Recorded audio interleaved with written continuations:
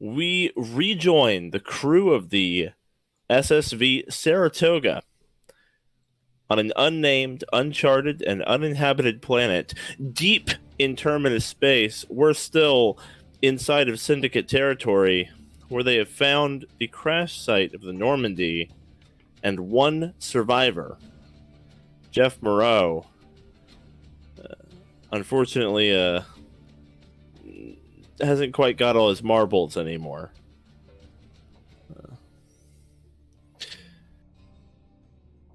I believe where we left off, if I recall, David was kind of sitting with Jeff and letting him talk about his past adventures, knowing that some of what you guys plan to do, the Joker may or may not survive the process.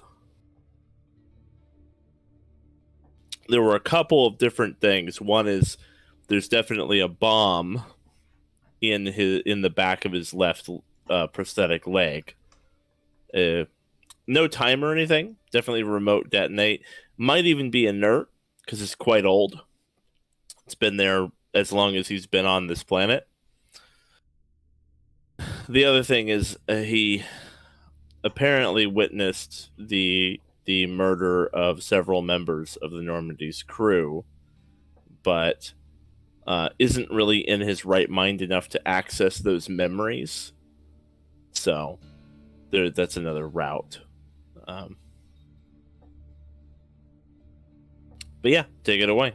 I believe last we left off, Aryn and Rela were diagramming out this this device to make a plan for disarming it.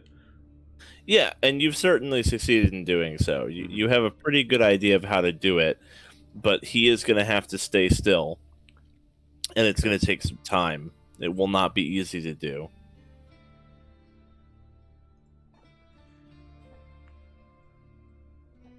I think the cliffhanger we left on was, David, you just heard Jeff have a little bit of a PTSD like flashback of Caden being killed. The moment of lucidity. Mm-hmm. Yeah, and then I started making my way towards Aryn and whoever else. That's where we'll pick up. Yeah, so you make your way over to where Aryn is. Captain, we have to talk. Is everything all right? No.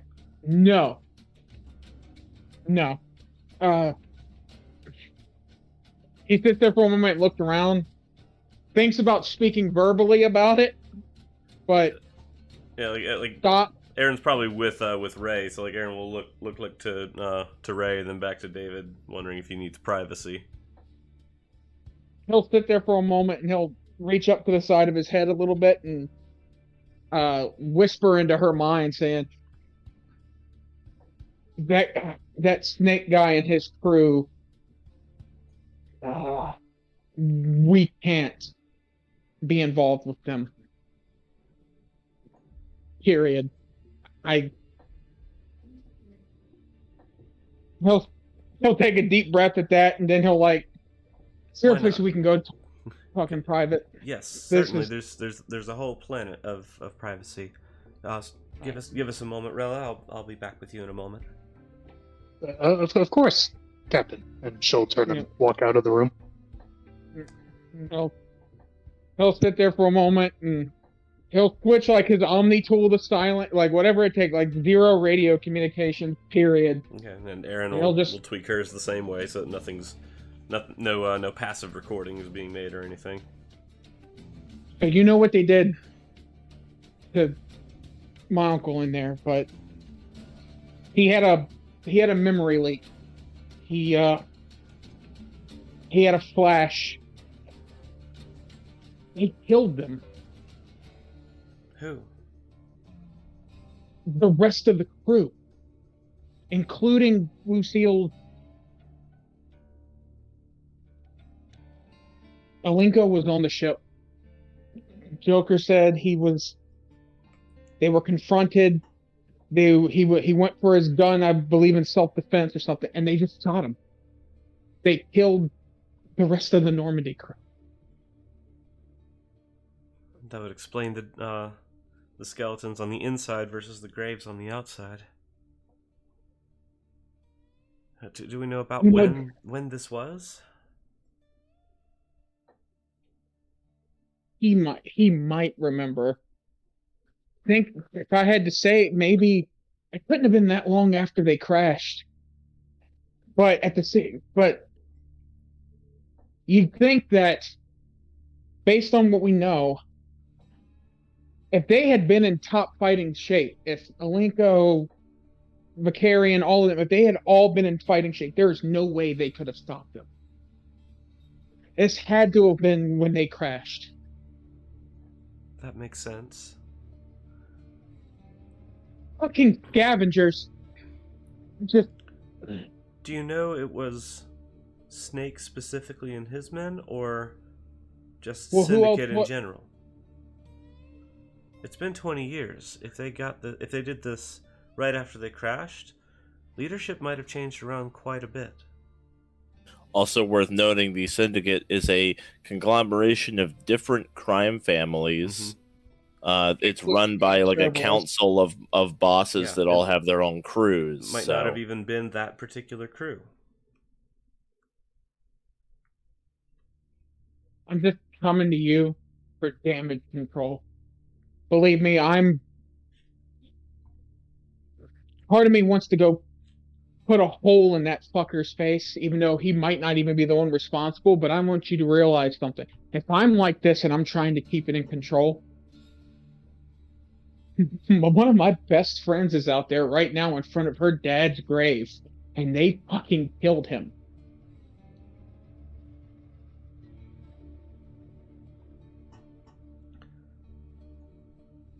I'm just saying, if she finds out, I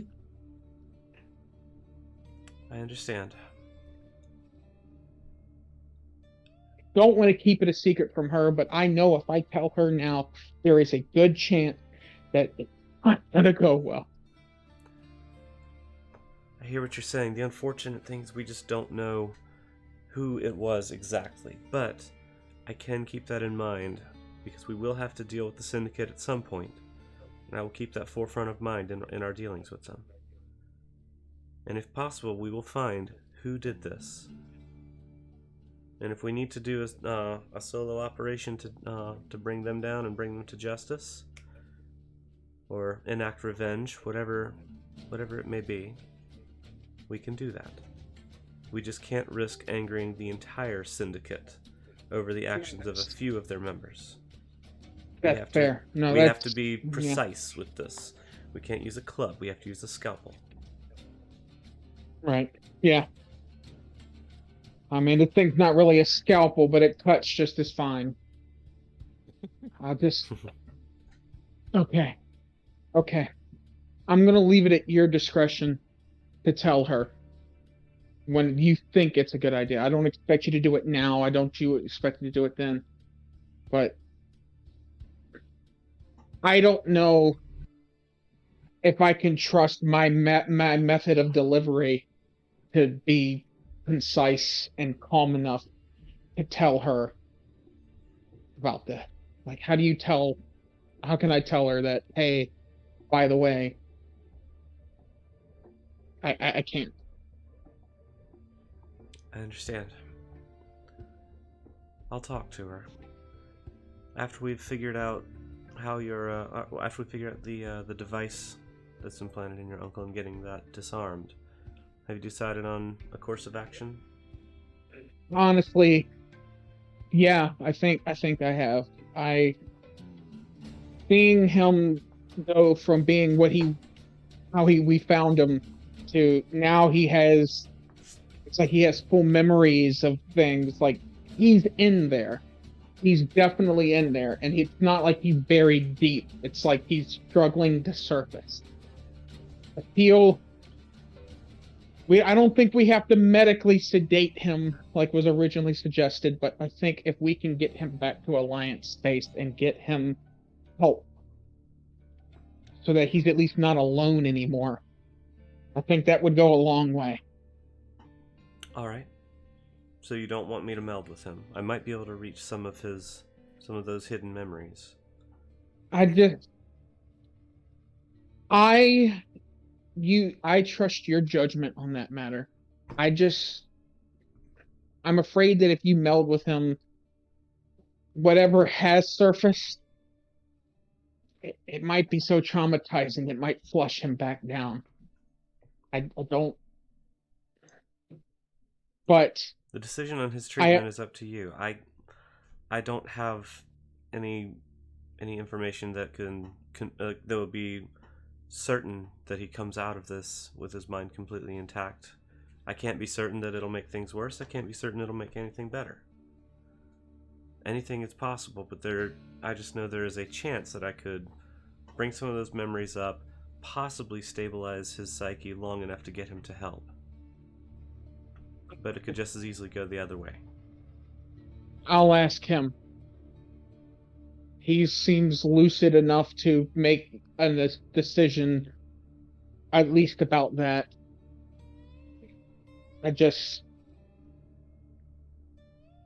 I'll leave it up to him. If you think he's reliable enough to make that decision. Yeah. We'll see. But now you know. Yeah. All right. Yeah. All right. We'll deal with this device. We'll deal with this device first. Then we'll handle that. Okay. Got it. Ray and I have a decent diagram drawn up. I think we're about ready to get started. We will need him to hold still for it. And your help with that might be you got it. Crucial. No, I got it. I'll be there. All right. In fact, I'm going back to him right now. So. All right, and I'll head back over to Ray. All right. Yeah, when you get back to Joker, he's right where you left him. Nope. Sorry about that. Huh? Yeah. No problem. I have one small question for you, Uncle. You traveled with Liara, and you know, our Spectre's an Asari. You know, they can do that thing where they can see your mind or whatever it's called. Would you be okay with her doing that with you to get a better idea of everything that happened?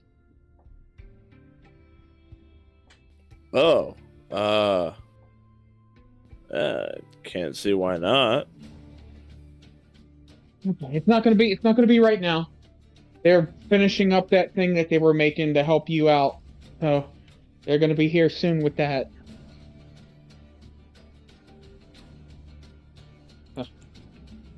Oh, that's good. That's good. Yeah. He seems like kind of out of it. His responses are sort of detached. He's like staring off into space. That's fine. David's just gonna sit back in the chair and just very minor small talk, but otherwise just keep him company, since it's been probably 20 years since he's had company for an extended period of time.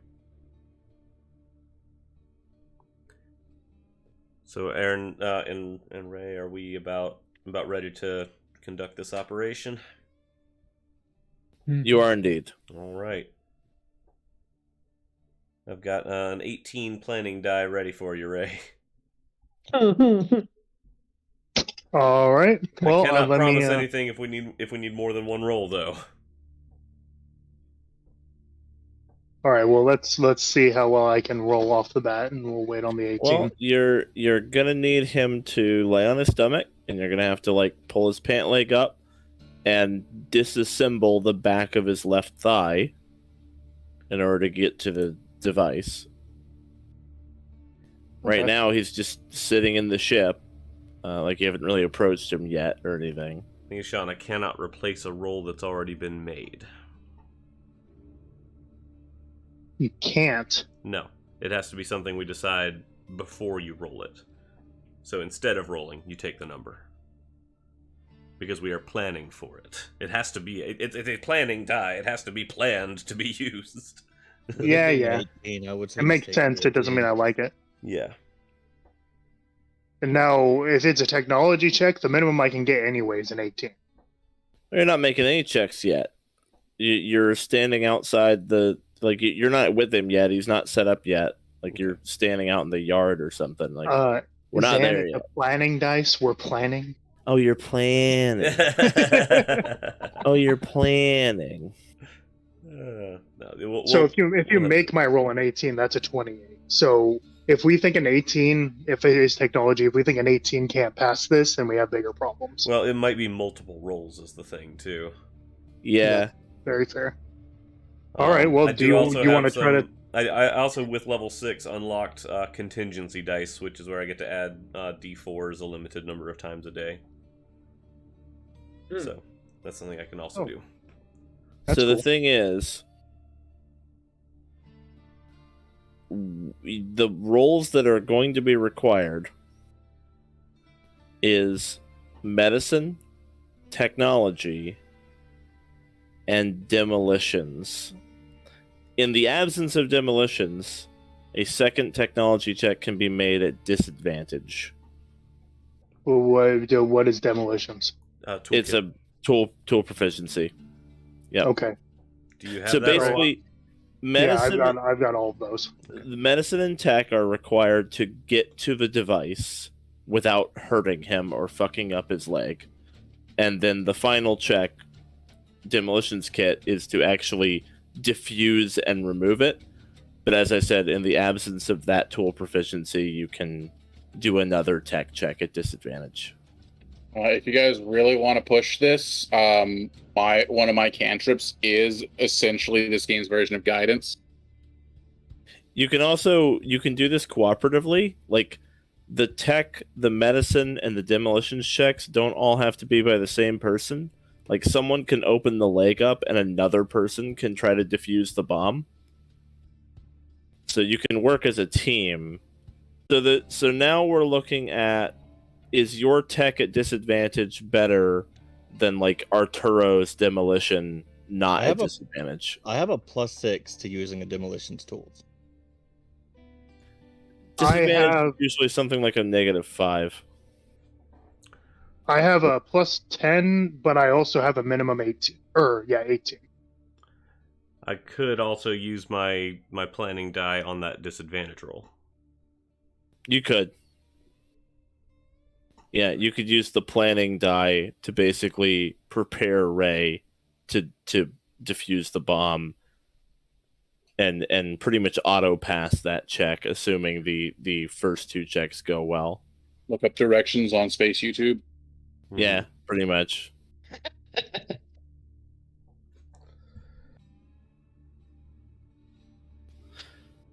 Yeah, so it's up to you guys how you want to handle it. You've only got the one planning die, so you have to pick where to put it. Well, I've also got a 13, but I think I'll hold on to that one for right now, just in case something comes up. But it's like somebody has to make a tech check, somebody has to make a medicine check, and then you can defuse the bomb, which is... Like I said, if you want to hedge your bets, I can also cast guidance on whoever's making any checks. It's another D4. I think that's a good idea, having Kronk have biotic presence up. Be there for moral support, give him some pom-poms and a cheerleader skirt. Yes. I prefer to imagine it's more like you wrap the tools in a biotic field so that they're less affected by things like gravity or inertia, so that you're less likely to shake. Mm-hmm. Also Well, encourage. You just don't want to wear the skirt. Raw shish kebab for you. I mean, that's for everyone else's benefit. I don't need anyone. I don't need anyone feeling inferior. I've spent thousands of years working on my calves. So I think that's a good idea. Kronk having biotic presence up. Ray makes the medicine and tech checks. 300,000 leg. And then we use the planning die for that disadvantage check. Does that seem like the plan, everybody? It's good. Works All for right. me. Good. All right, I so trust you. first you got to open the leg. Joker lays. Well, okay. What do you guys say to Joker? Because he's just sitting there. He doesn't even know anything's happening yet. Like, We jump him. yeah. What do you do? Hold on. Wait a minute. Take him down. That's how Kronk casts the biotic whatever. He just sits on Joker and goes, "Hey, all right, you guys got this." No. No. We'll let David talk with him. Hey, Uncle. They're gonna help you with your leg, and check over your cybernetics for you. All right. Huh? Yeah, sure, all right. Come on. Yep. I'll help them up and help them over to where they need them. All right. He lays on his stomach. Yep, and I'll sit there across from them. Pull the pant leg up so you can see the back of the thigh. We'll need you to hold as still as possible. Can you do that? Yeah, of course. What's this all about? Is something wrong with my leg? There might be.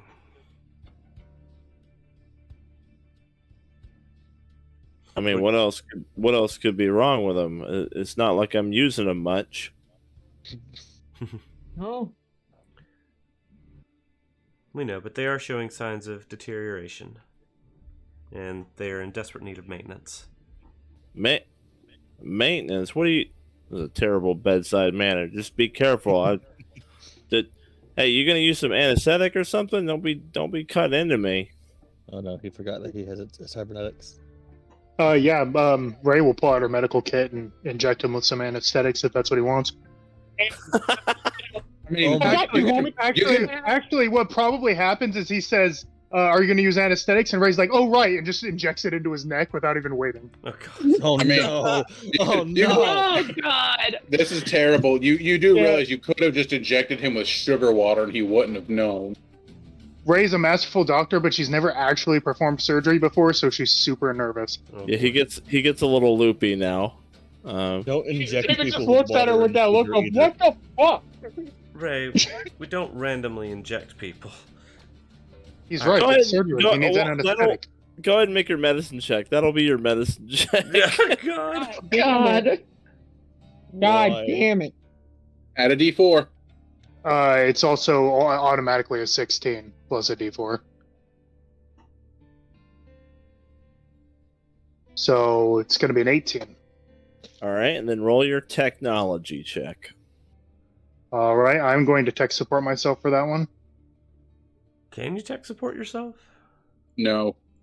Oh, Doesn't matter. Doesn't matter. Wait, you doesn't rolled bonkers anyway. I Well, thought Bart could inspire themselves.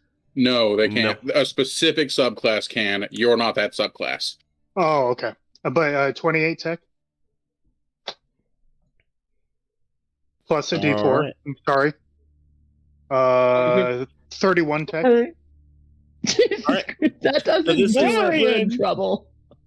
This is something you guys will encounter occasionally in my games. I like to call it a combined DC. The idea being you're making two rolls against a single very high DC. Your combined total was 49, which does meet the DC by quite a lot. You're Okay. able to... When you said Easy meat, kill. I was like, oh yeah, my I was god. like, the DC was 49. No, by quite a bit. The DC was 40, Okay. Oh, Okay. which is actually kind of hard to hit with two checks if you're not pretty good. But you have time to prepare and do bonuses and stuff. So yeah, you're able to disassemble the back of his leg, and you do so without triggering the bomb and without hurting him. He's just kind of loopy. He's not really sure like what's going on right now. He's on the happy juice. And you see the device, a small black spherical explosive device wired into him. You cannot tell whether it is still active or not. It's been 20 years. It might be inert, but you kind of have to treat it like it isn't, just in case. So this will be the final check, which I believe you planned for. Yes. So that'll be another 28, I think. Correct. Plus Yep. Well, D4. plus a D4, yeah. All right, So- kid. And I'm Remember, this is also- life or death. And I'm also going to add in one of my contingency dice, which I Okay. believe is another D4. I will check on that. It might be a D6. Well, if it Remember, is, kid, then that's 32. Yeah. All right. Contingency. That It's a D4. that takes it.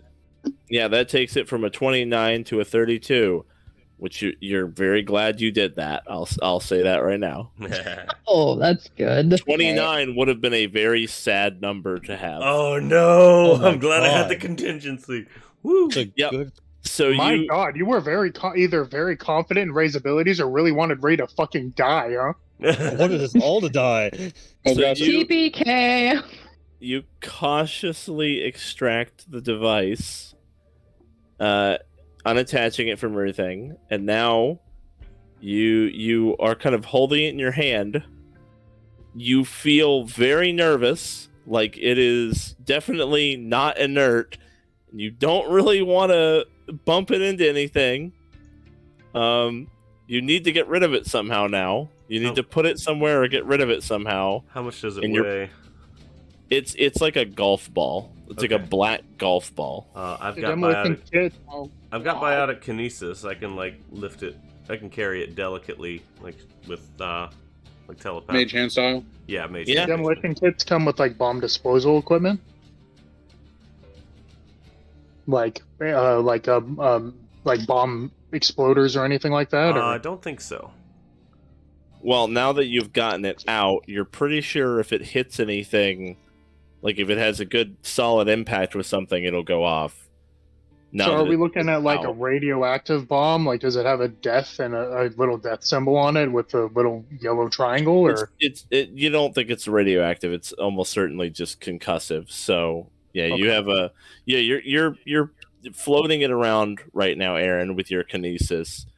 Do you want to try to store it somehow, or do you just want to like chuck this shit out the window? Don't chuck it out the window. Don't chuck it out the Out window. of the ship, walk away, and then launch it into space Go at find an the angle, cliff. not up. Throw it off the cliff. I can move it like 30 feet away from me. I cannot move it farther than that. You can walk. I can. well, isn't There the are ocean some- nearby? Yeah, there's an ocean and there's like some cliffs and hills. If you do want to just to get rid of it, you can walk for a bit and like just drop it off the edge. Could Just we have drop the it off Krogan cliff. like huck it into the ocean? He could probably get some good I don't mileage wanna on put it. any no, significant force no behind sudden it. moving. No. Just drop it off the cliff. Aryn will carry it and like keep it at like maximum biotic kinesis range, and Yeah. like, get to that cliff. And once she drops it, she'll like run. Just in case the cliff goes down. Because with I it. don't know how powerful this thing is. We live in a strange day and age. As you're Well- running, you hear an explosion like way down, and it shakes the ground and maybe makes you stumble a little bit. Oh my But God. the cliff survives. Okay. It probably would have killed everybody in the room. Look at it the wa- crater. it- See how big the crater is. It was like maybe it was like a 20-foot radius explosion. Like Oof. Yikes. I mean, it would have killed the shit out of Joker, Yeah. for like sure. Yeah. guaranteed. But yeah. All right, you got the bomb out. Ray, you're able to reassemble his prosthetics without any trouble. I'll Ray's maintain also gonna your- like clean them and stuff. Try Yeah, to make it a yeah. little easier for him. Well, he's still a little bit loopy. He as you're putting his leg back together, he's like he just looks at Ray and is like, I like you. Listen, kid, I don't know what you gave him, but do you have any more? Yes, a couple more doses. Why? Do you think he needs another? No, I think Kronk needs one. Yeah, how's about you go ahead and let me handle them? I've got some great bedside manner. Kronk. He flashes Aryn a grin. It's just like, you can't blame a guy for trying. I'm And- seriously like really pissed off right now because I don't know why I thought I had proficiency in demolitions. I've been reading through the freaking PHP for the last 10 minutes. I miss flying.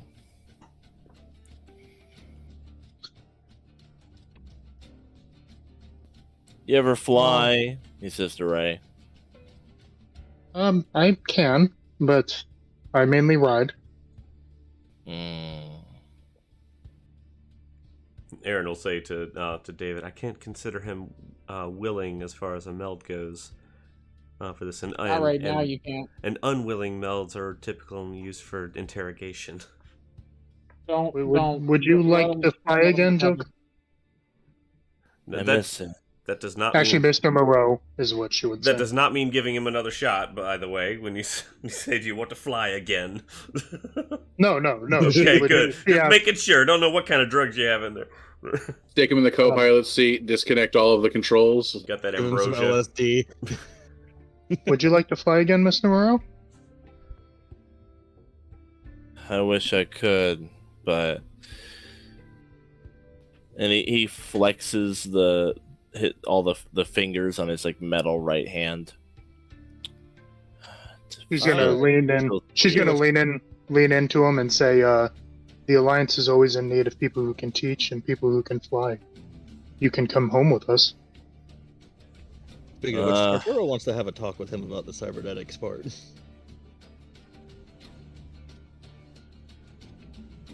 I suppose. You got plenty of back pay waiting on Earth, I'm sure. I can't fly anymore. Not like I used to. The reflexes on this thing, it's all wrong. It's all shot. It's Mr. Moreau, from what I've heard, you at 50% capacity are still one of the greatest pilots the Alliance has ever seen.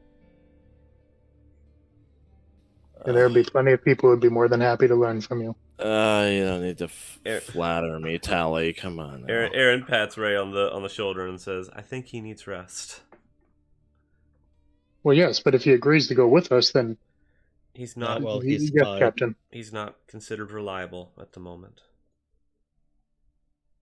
We'll give him. Understood, How Captain. long will it take for that to wear off? If he naps, less than an hour. Okay. Yeah, he's gonna sleep it off. Although Arturo, you wanted to talk to him. I'll wait until he wakes up. But Ray, Okay. you do make a very good point. Even if he can't fly anymore, he would still be a very good teacher, I think. And the Alliance has to owe him at least a few million credits at this point. Mm-hmm. If nothing else, for his heroism in the Reaper War.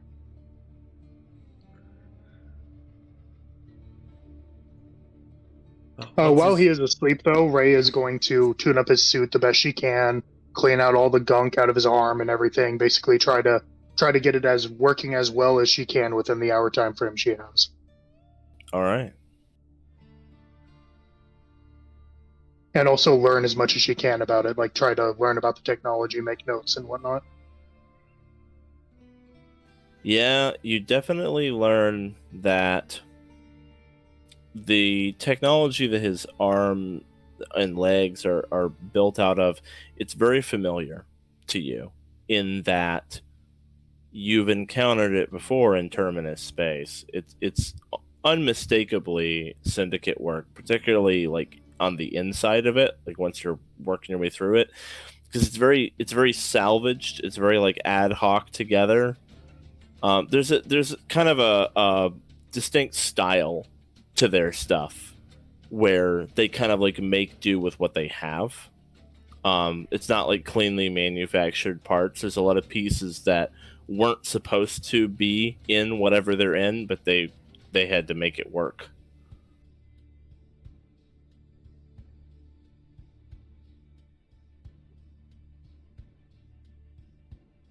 It's also pretty sophisticated, all things considered.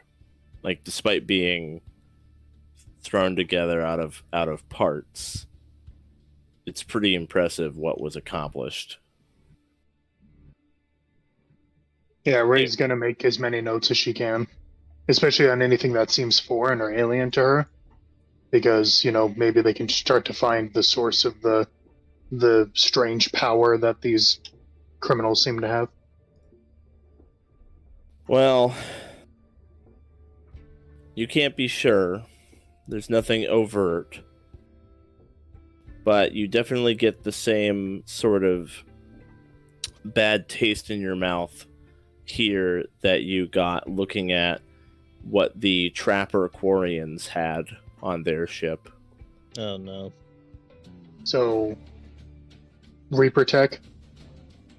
You can't be certain, but it seems like it might be, if not actually like directly derived from, possibly at the very least inspired by.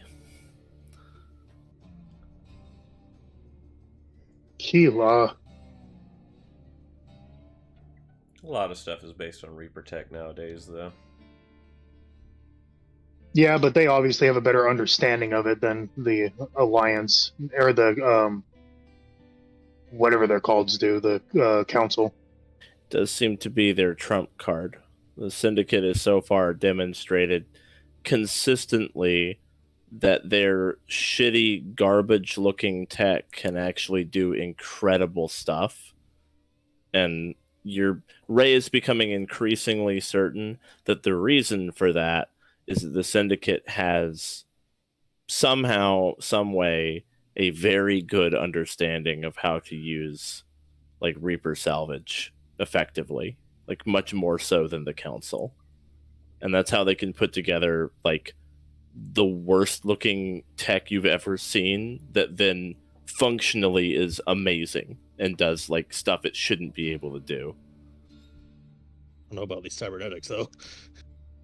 Well, considering he hasn't had any maintenance in 20 years, it's pretty fucking astounding. That's fair. Considering they're simultaneously his arm, both of his legs, his spinal column, and all of his bones, plus his organs. Yeah, it's pretty impressive. Yeah, it's actually very impressive.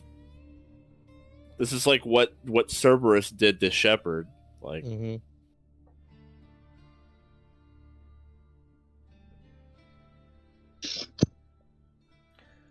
Ray, what's the status of the salvage operation? How long has it been since we started that? probably like an hour or so. I mean, you still have some work left to do on it. It'll narratively wrap up when you're done with Joker, basically. Okay. Like, well, my fellow engineer, while skilled, is not as observant as me. So without me there, it's going to take a little longer, and I've been obviously preoccupied. But probably within the next story amount of time. All right. Well, that is a high priority. We won't leave until that's complete. Understood, Captain. You're doing a good job.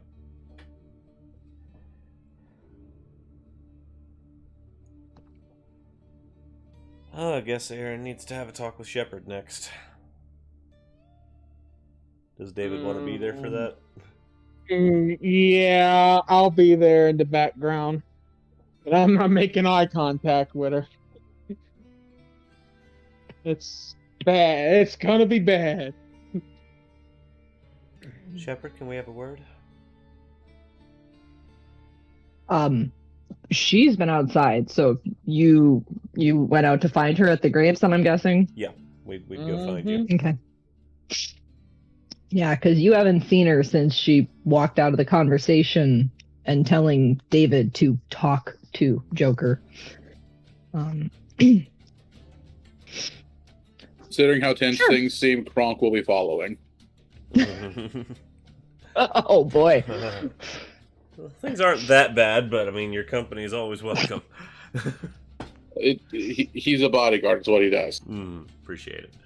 I don't think she brought any weapons with her. Oh, no, I sure as fuck did. You didn't bring weapons?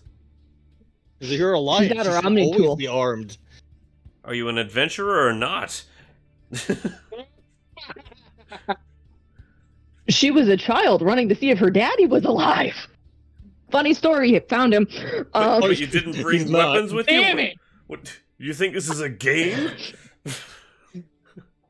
Fine, Oh, shit. fine. So, No, Fine. she probably would, but she's probably sitting and just, yeah, she's literally just sitting on the ground cross-legged, just kind of, she's right at where the edge of the ground would have been removed to inter. So, sure. Have a seat. Well, Aryn will sit down with you. And, Aryn, Lucille? I'd like you to meet my dad.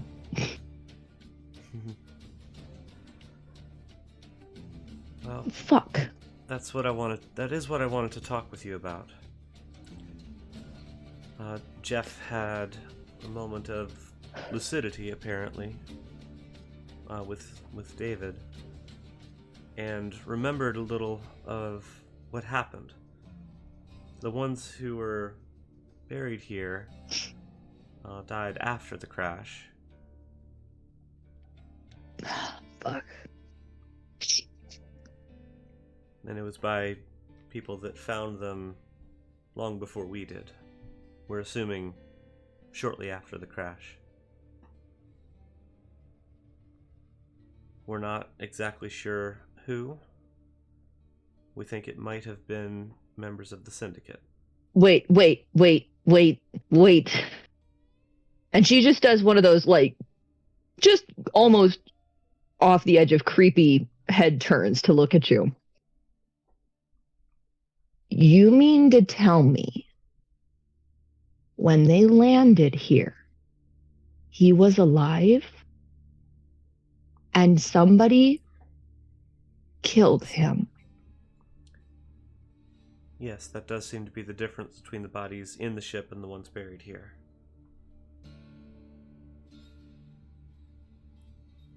Knowing their reputation as soldiers, they must have been in a very weakened state, so we assume it was shortly after the crash.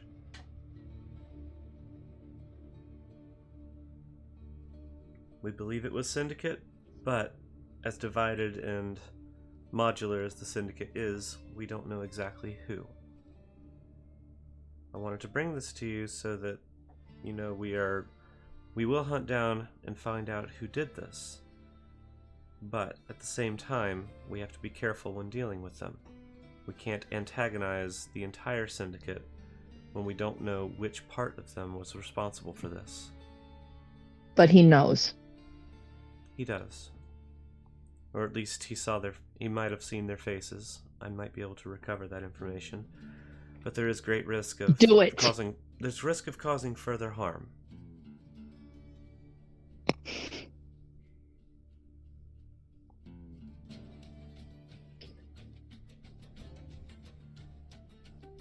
Well, that's one vote for. With all due respect, ma'am, someone murdered in cold blood members of the Normandy crew, members of the Alliance military, a Spectre. I believe that's something that needs to be addressed. I agree.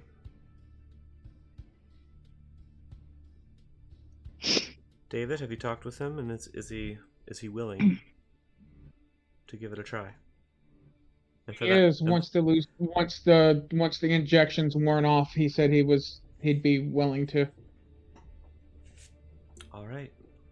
But in his current state, as you even stated, right now, it don't even bother because he's not even present. Of course. I'll talk with him as soon as he's fully recovered from the surgery. Yep. Good news is we did disarm the device in his leg, so there's no further risk physically. And I'll do everything I can to help him mentally. I'll be there.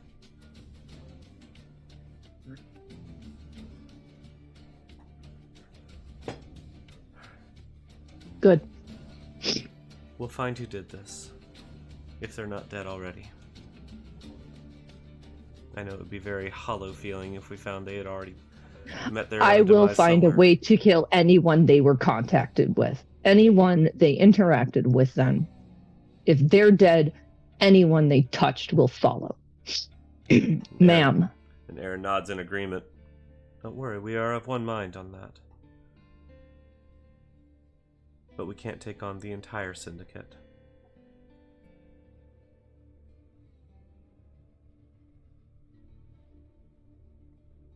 We're going to have to take a tactful approach.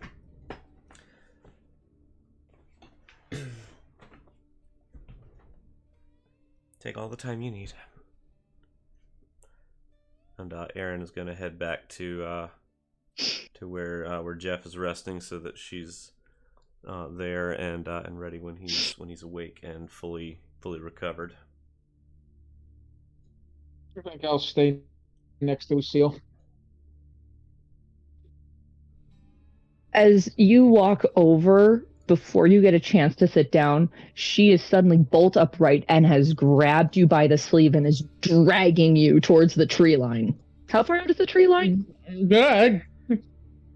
I mean, not Zan? that far. Taking David Okay, around cool. back to shoot him in the back of the head. Just gonna put old Yeah, Red down. Wait a minute. No. All right. Look at the flowers. I can't wait to see Yeah, the rabbits, George. She is like, with the way she how tall are you again? He's about 6'3". Okay, yeah, she's like, Big gum. yeah, so even as short as she is in comparison to you, because she's probably 5'5", 5'6", she is taken off at a clip that you're having to stutter step to get back in line with how fast she's going. Okay. Nope, it's all right. Nope.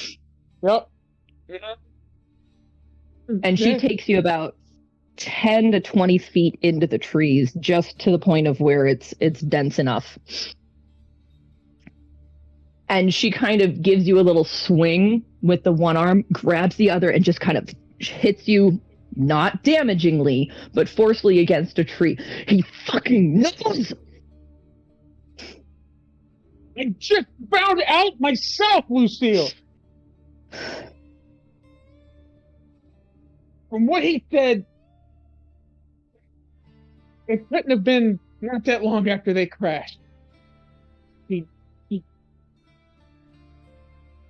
don't know how to say this without you swinging on me, but I believe your father was doing standard protocol.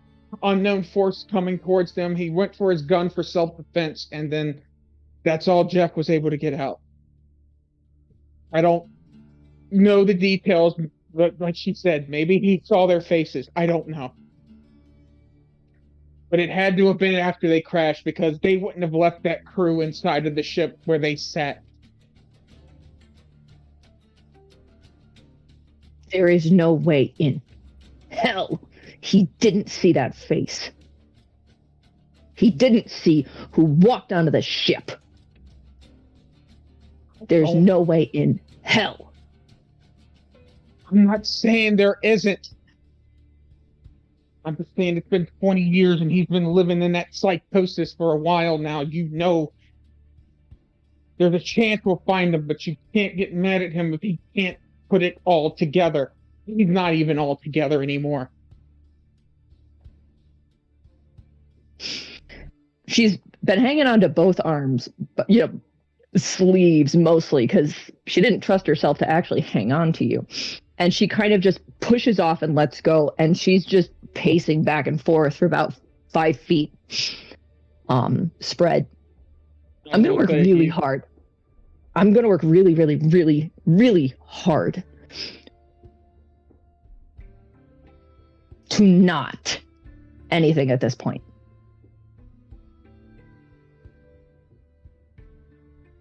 I can't make any promises.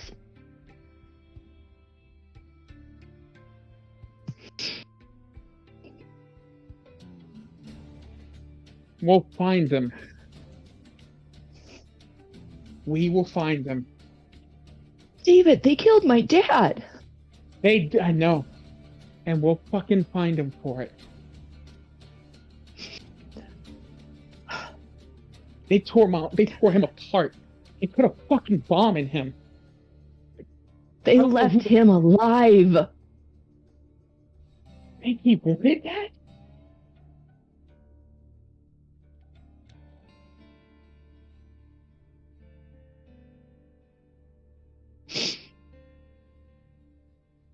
you get a chance to talk to him,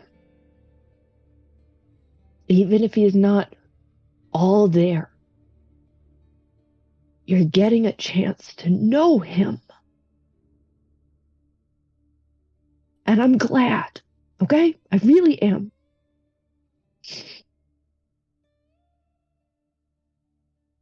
Fuck. And she just stops right in front of you and just face plants into your chest, and she is sobbing. He'll hold her. We'll find him. We'll fucking find him. And we'll fucking bury him. You'll bury them.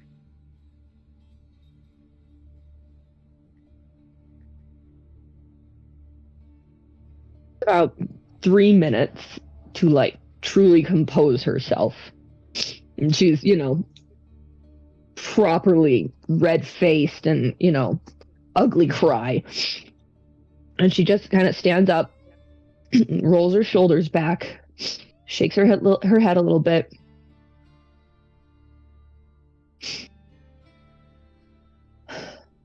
We've got work to do. Yeah.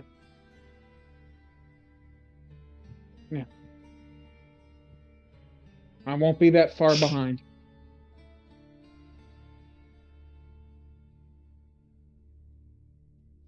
I expect to see you back soon, Junior Lieutenant. And she just turns and walks past you. Yep.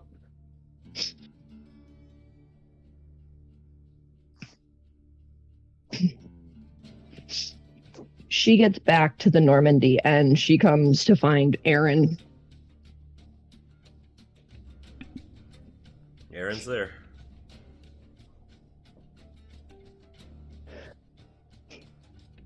Ma'am, I request permissions to return the remains of Major Caden Alenko to Earth. Aryn gives a nod and says, "Granted." I will require at least one of the engineers potentially to help me retrieve the remains. Whoever you need.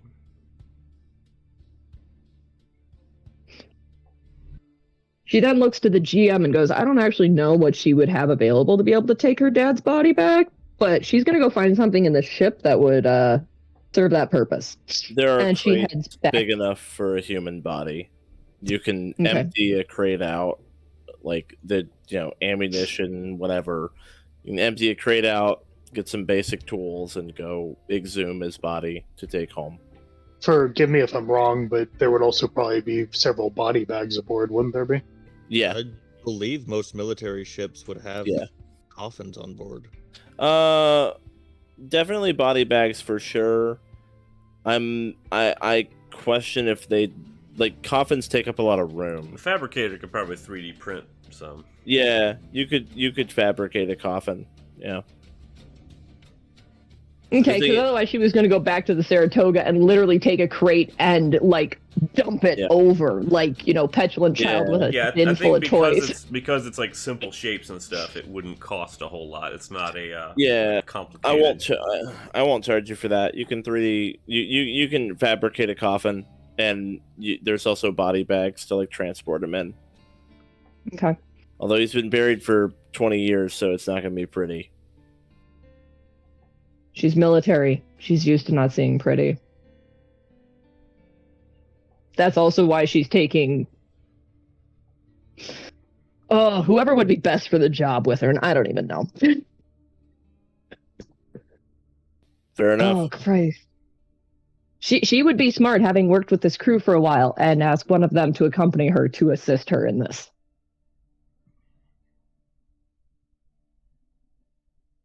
And that's what she's going to be doing unless somebody comes and gets her. Nope, that's not mistaken. I mean, probably in terms of the NPCs you have, one that would not have an issue with doing this would be Evelyn, the medic. Yeah, I kind of figured.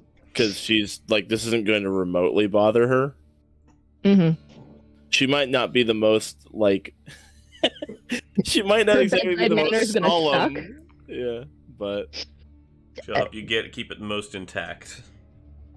Yeah. If you look at her right now, she doesn't have emotion. So she's not exactly concerned about bedside manner. Mm-hmm. There's a job. So she gets the fabricator going, grabs one of the body bags, and basically walks into the med bay and goes, Crow, you're with me. Let's go. And has grabbed shovels or whatever. Yes, ma'am. And heads back. Yeah, and as she's helping you dig the body up, she's like, officially speaking, I've never done an autopsy, but you know, a lot of field medic work turns into an autopsy. No. Retrieval. A lot of field medic work turns into an autopsy. Oh my god. If you're a bad enough field medic, it becomes an autopsy real quick. Yeah, it does. Why do we have her again? How could you say something so controversial yet so true? She is mildly terrifying. She's concerning, not terrifying. All right, yeah. So she helps out with getting the body. In the meantime, Arturo, Joker is woken up. If you wanted to go talk to him, yeah. I know you've been kind of like waiting for an opportunity. So I just like let everybody else have their thing. This isn't really a side story for him, but yeah, no, he'll walk or wherever Joker is sitting right now. He'll find him and walk up to him and be like, "Sir, could I speak with you for a moment?" Oh, yeah, of course. Nice. He's like coming out of the anesthesia. I don't want to. I was wondering if I might be able to talk to you or show you something. You've been concerned about not being able to fly anymore because your reflexes aren't as good as they were with the cybernetics. And he'll without trying to be or Arturo will start to like undo his uniform and whatnot, and he'll pull his cybernetic arm out of his sleeve. You too. When the Reapers attacked, I was designated with a job of it's not important. What's important is there was an instant where where one of those things crushed the building that I was in, and it flattened me. A very large portion of my body was replaced, but I think you might want to come back to Alliance space. He'll say, and he'll hold his arm out, and it'll be because I would argue that my reflexes aren't much worse now than they were before. Yeah, maybe the difference is small, but it matters to me. How do I put this?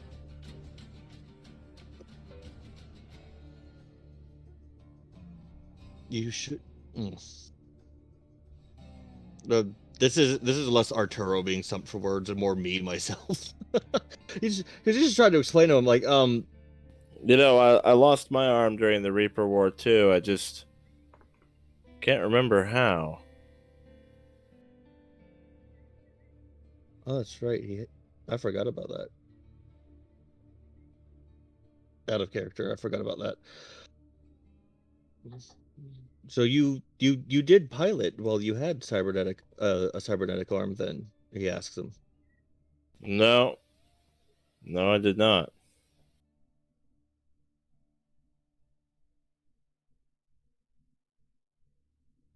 Okay, I'm confused. Was he saying that as in? He lost it. He lost it in the crash. He can't remember. Yeah. In game canon, Joker never lost his arm. Yeah, okay, yeah. That's what I was confused. That was me. You're being confused by him being crazy. Yeah. No, yeah, that's less Arturo. No, he's just being crazy. Yeah. He's just being crazy. I know it's difficult to keep up with what are real events and what is him. Well, it Not doesn't help being that all I'm not there. as familiar with the lore as you guys are. Yeah, That's why fair. I was confused. Fair enough. Yeah. No, it's not all there for him. Okay, no, I got that. Right. So he never piloted with the arms. I think this isn't. I don't know. I'm not sure. I'm not going to be able to accomplish what I came here for. I don't even know what I was hoping. Aryn comes walking up Oh, does because she? you've got business with him as well, Aryn. Arturo Jeff, will how- look up. No. How are you feeling, Jeff? All right, it's Rain. Everything all right, Commander? Oh, Talking to yes, Arturo. I was. Yeah, everything's fine. I was trying to show him my own cybernetics and maybe convince him that if an Alliance medic took a look at him, we might be able to get him something a little bit more suited to his needs.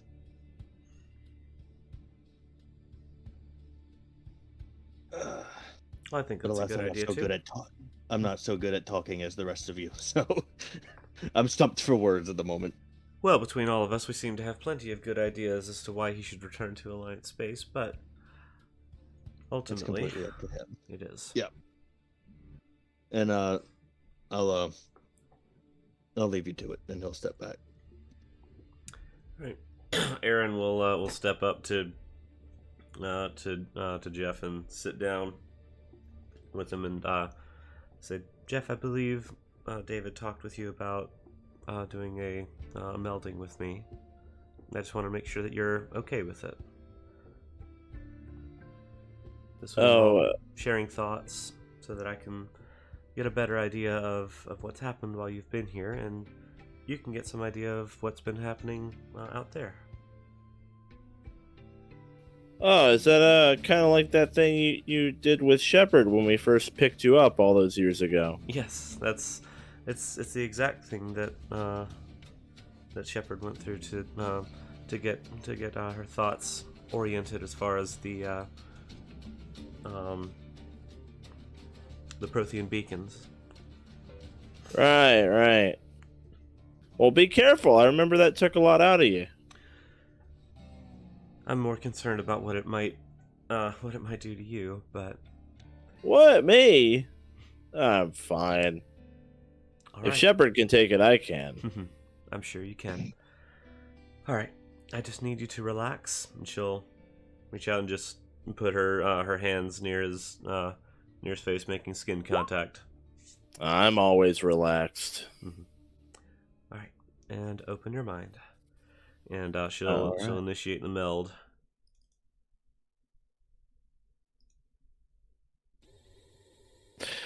All right, Aryn, you are in the Normandy, and it's careening through space, carried by the shock wave of what Shepard was forced to set in motion to end the Reaper War. All the systems are failing. There's alarms blaring in your ears. Lights are flashing. Steam shooting out of like walls. There's pipes coming free. Part of the hull bursts open, and a bunch of people get ripped out before a shutter can close. There's panic. People are like running up and down the deck, and then suddenly impact, and everything goes dark. Then you're pinned under debris. You feel it like crushing your midsection and your arm. You can feel the pain, and it's very intense. Your vision is blurry. You look, and part of the ship's hull is folded in onto your body. It's like piercing through your legs. Your arm is pinned under a machine that fell over onto you. Looking around, you feel like delirious and bleary. You feel cold from blood loss. You see a lot of the members of the crew around you are either dead or unconscious.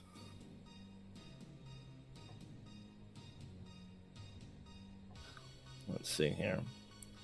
And then your vision kind of fades again. You wake up sometime later, but you don't know how long it's been. It's very hard for you to track time right now. You're like coming in and out of consciousness, so you don't know how many hours are passing between each lapse.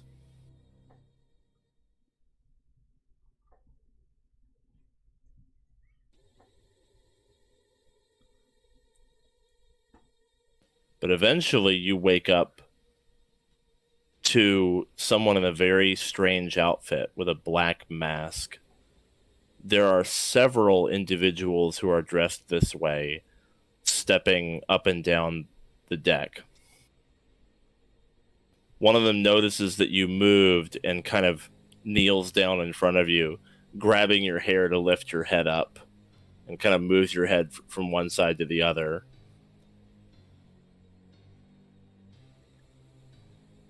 You see a large figure kind of lurking behind them.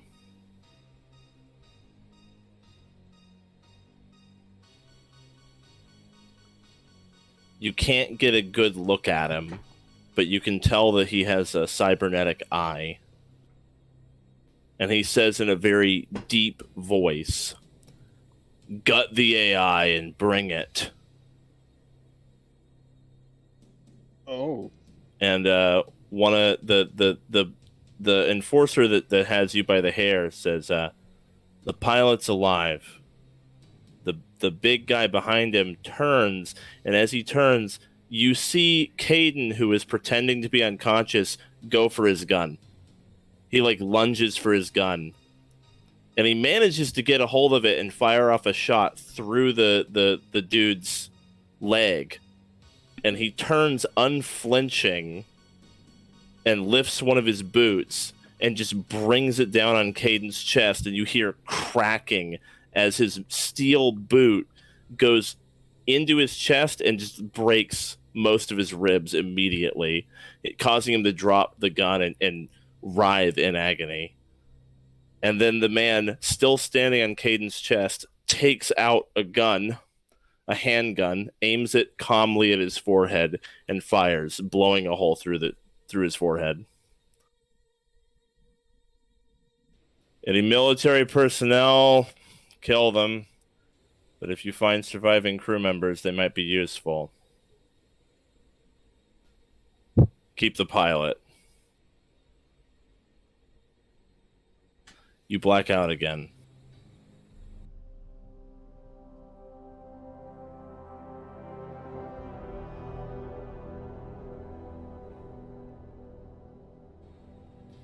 You wake up in some kind of a lab. You're in a lot of pain. When you look over, your right arm is completely gone, and so are your legs.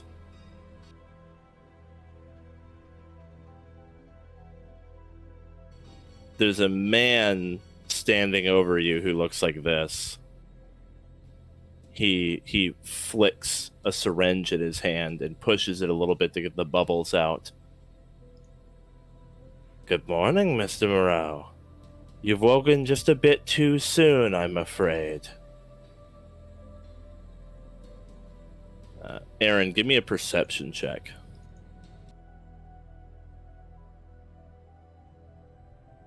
Okay, you do notice it. You notice that while he lacks the insignia, that his uniform, his lab uniform, is that of Cerberus. But the Cerberus logo has been removed and replaced with a Syndicate one. But it's the same lab coat. Mm-hmm. He pushes the syringe into your neck and you black out again.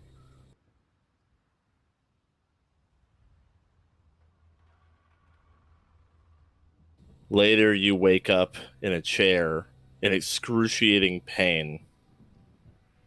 You hear the doctor's familiar voice behind you.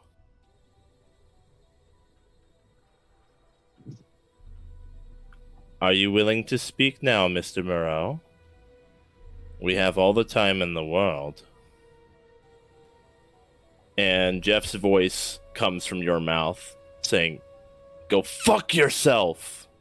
and then your body fills with unimaginable pain.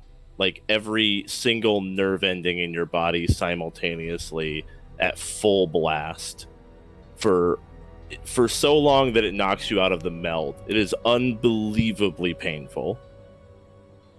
And you like come out of the meld in shock and like a cold sweat because the pain they put him through during that torture, you can't go further through the memory without that like kicking you out of it.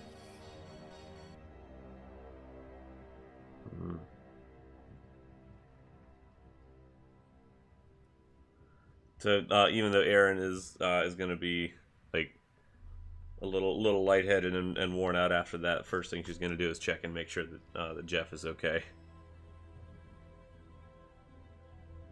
Jeff is staring kind of glassy-eyed forward, his mouth slightly agape.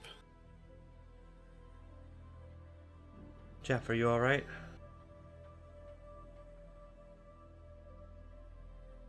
I'm going to check for a pulse. Yep. You get a pulse. He's alive. Okay, good. Aryn gives a nod to David to assure him that he's still alive. Oh, thank God. Oh.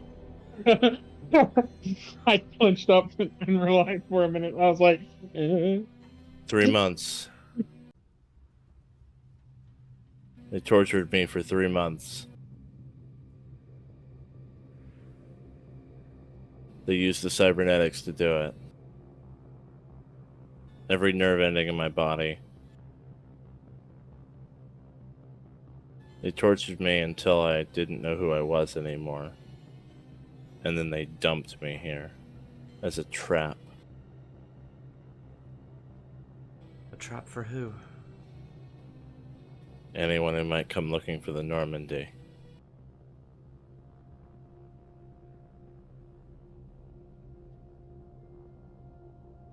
That was so long ago, they've forgotten.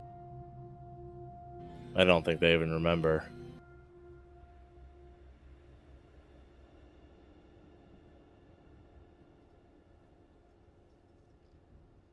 It's been 20 years. No one ever came for the Normandy. Whoever had the detonator to that bomb, can't imagine they bothered keeping it this long. They just forgot. They took Edie. His eyes kind of light up and he looks at Aryn. They took Edie. They have her. She's not gone. They have her. I know. I saw. I saw them gut her from the ship.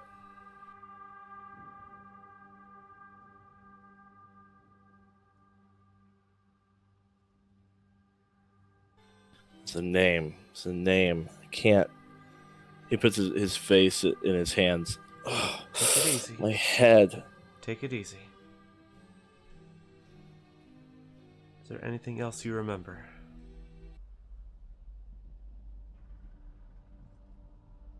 Oh, God. Oh, my head.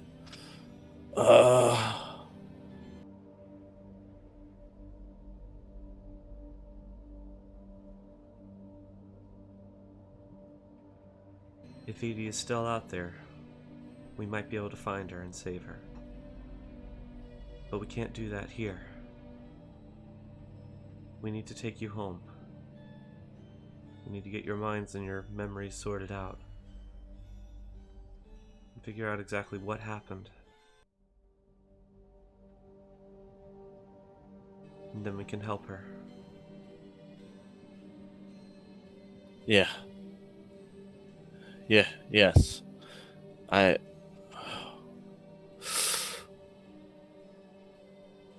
Oh, man, I'm sorry. It's all... God, it's all there.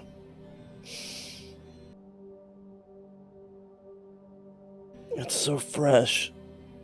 Looks like it happened yesterday. The meld It's will do awful. that.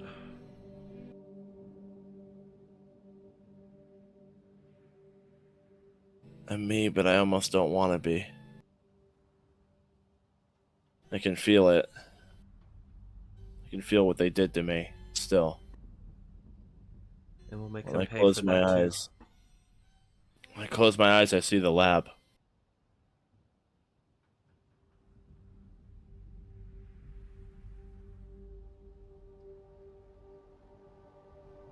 Who are you? My name's Aryn Talia. I'm a Council Spectre. Jeff Moreau, ex-pilot. Pleasure to meet you, Jeff. If you're willing, we've come to take you home. Home. Yeah, okay. Alright.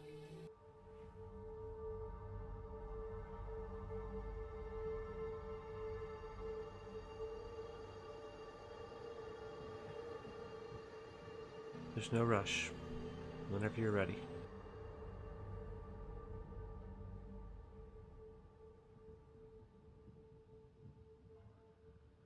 Yeah. It's not going to be any easier here than on your ship.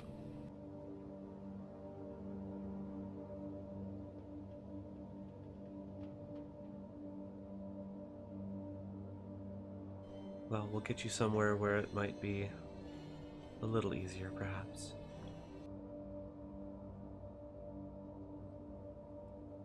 You've been through a whole lot.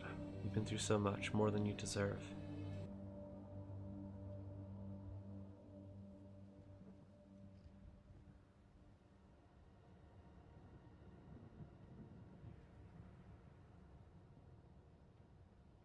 He gets up and he's going to make his way over to the Saratoga. Yeah, Aryn will Yeah. walk with him or hand him off to to David. Yeah, I'll go with him. I'll go with him. Thanks, Aryn. My pleasure. Glad to help. She'll kind of rub her temple a little bit, and try to shake off her own weariness.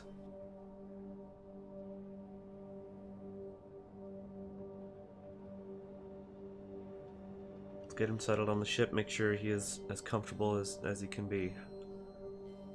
You got it. If that means he can have my quarters, he can have them. Yeah, you can take mine.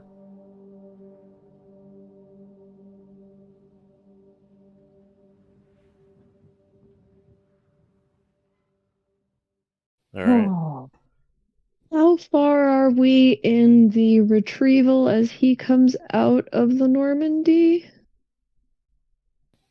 Yeah, just about there. You guys are ready to leave whenever, pretty much. Okay. Just as a side note, Lucille told the doctor that any commentary in regards to the remains is not welcome and will not be needed. Yeah, she respects that request. Okay. As we're making final preparations, Aryn will message Waze and tell him to make sure the ship is ready for departure in all regards.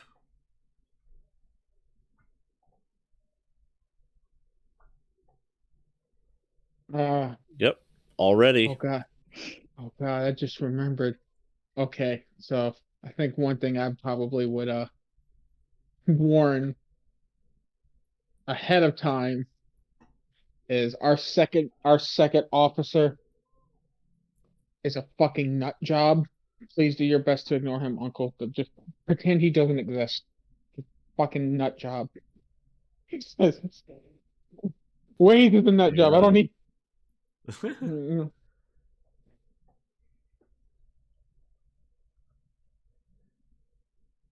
Yeah, no, he's a bit of a he's a bit of a glory head, and that's coming from a Krogan. And Aryn will also check with Ray and make sure that we've gotten everything of salvage value off the ship. Yeah, you get the stealth system and the cyber security suite. Cool.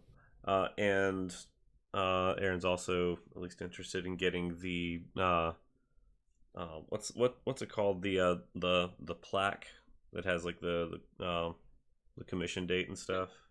Yeah. Mm-hmm. And she'll if we can find that, Aryn will give that to Shepard. Yeah.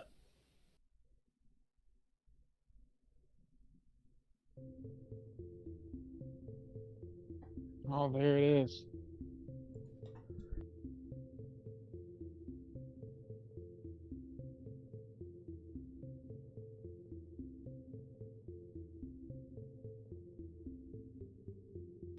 Jeff Moreau joins the crew of the Saratoga for the time being.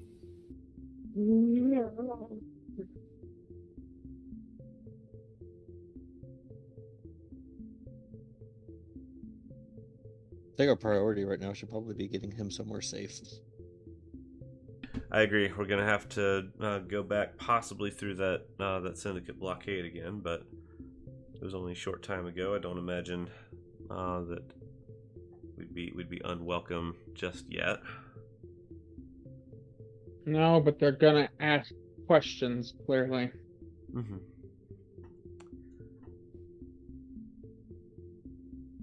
Opening and closing his hand into a fist. We'll deal with it when we get there. Mm-hmm. Mm-hmm.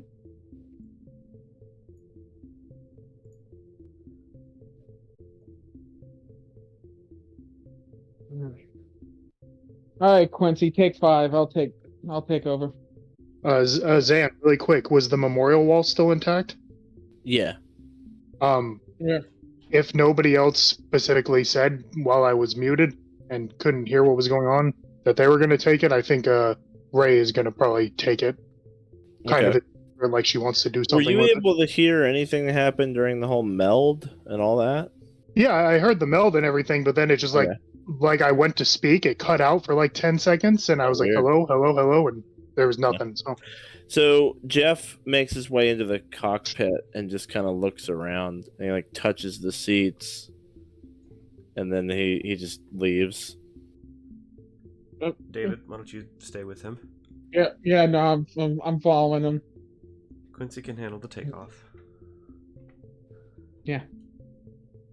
Actually, Captain just says, "If you'll have a word with me, is there somewhere we could speak privately?" Certainly, this way. And take him to the conference room. I'll take this time to get out of my armor. And she'll say to the AI Corps, Adam, if you could please refrain from eavesdropping on this conversation. Understood. Jeff takes a seat and says,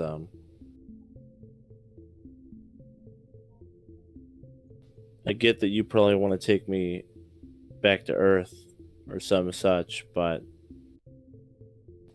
with all due respect, now that I remember, and I know they have Edie, I'm afraid I have to formally request that you let me be part of this. I know that I'm not much of anything anymore, but I can't leave her. Especially can't leave her fate in the hands of strangers, with all due respect.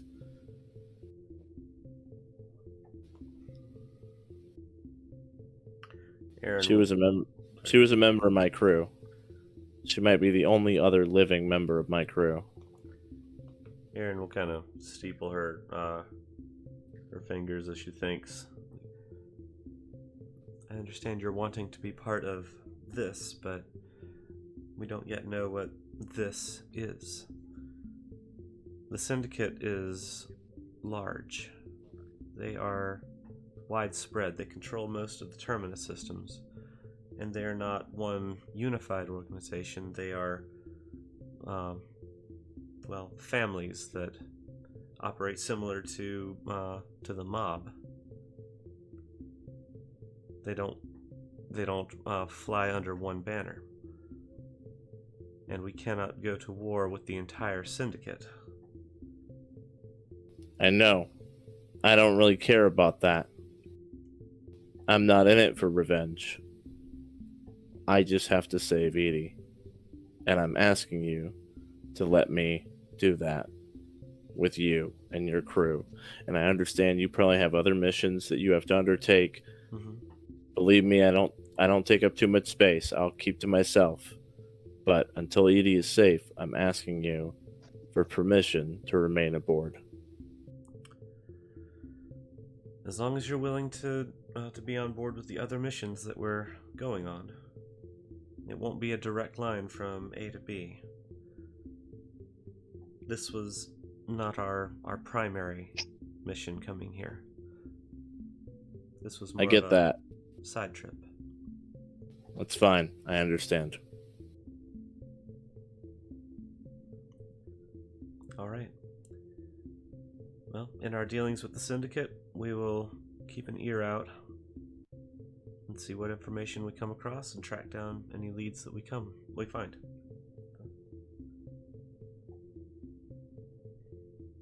In the meantime, you're welcome to stay aboard and make yourself comfortable. But under one condition. The stability that I've granted you, I don't know if it's permanent. If I feel like you're starting to relapse into the mind state that was taking over on the planet, then I do reserve the right to bring you back to Alliance space for treatment. If that happens. Are we agreed? Yeah, I get it. I won't be a liability, alright? Then welcome aboard, Mr. Moreau.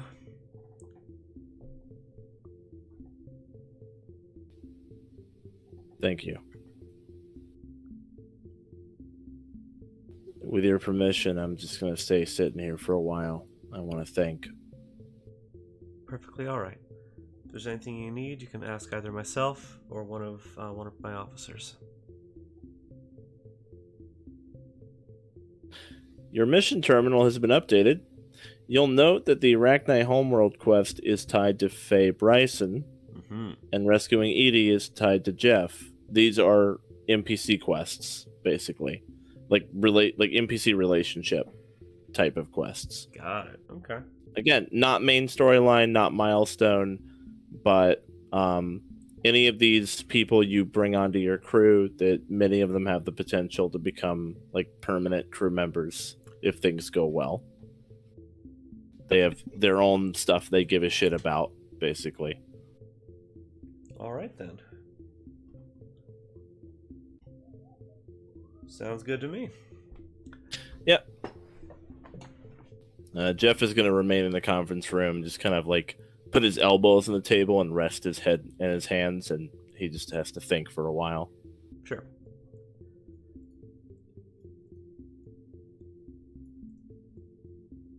And Aryn will bring David up to speed on this development.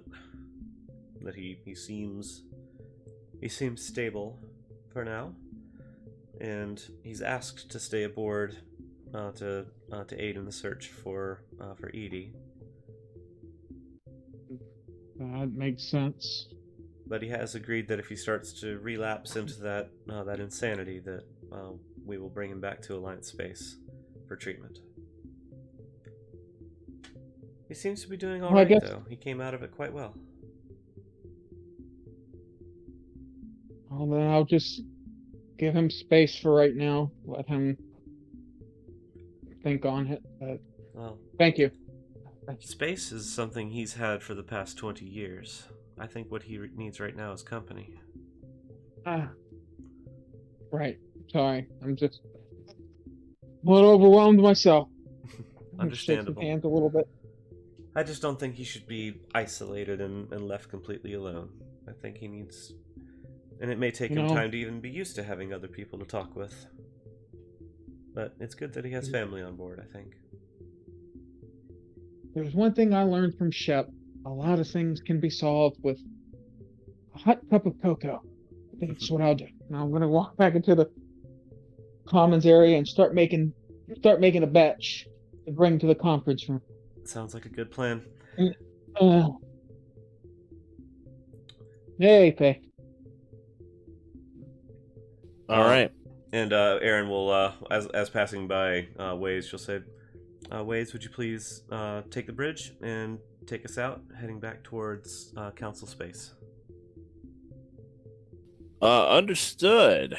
What should I do if we happen to run into the Syndicate again? Just call you to the bridge? Just that, yes. You got it.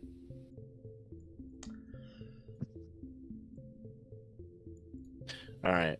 Right here, I think, is a good spot for a break.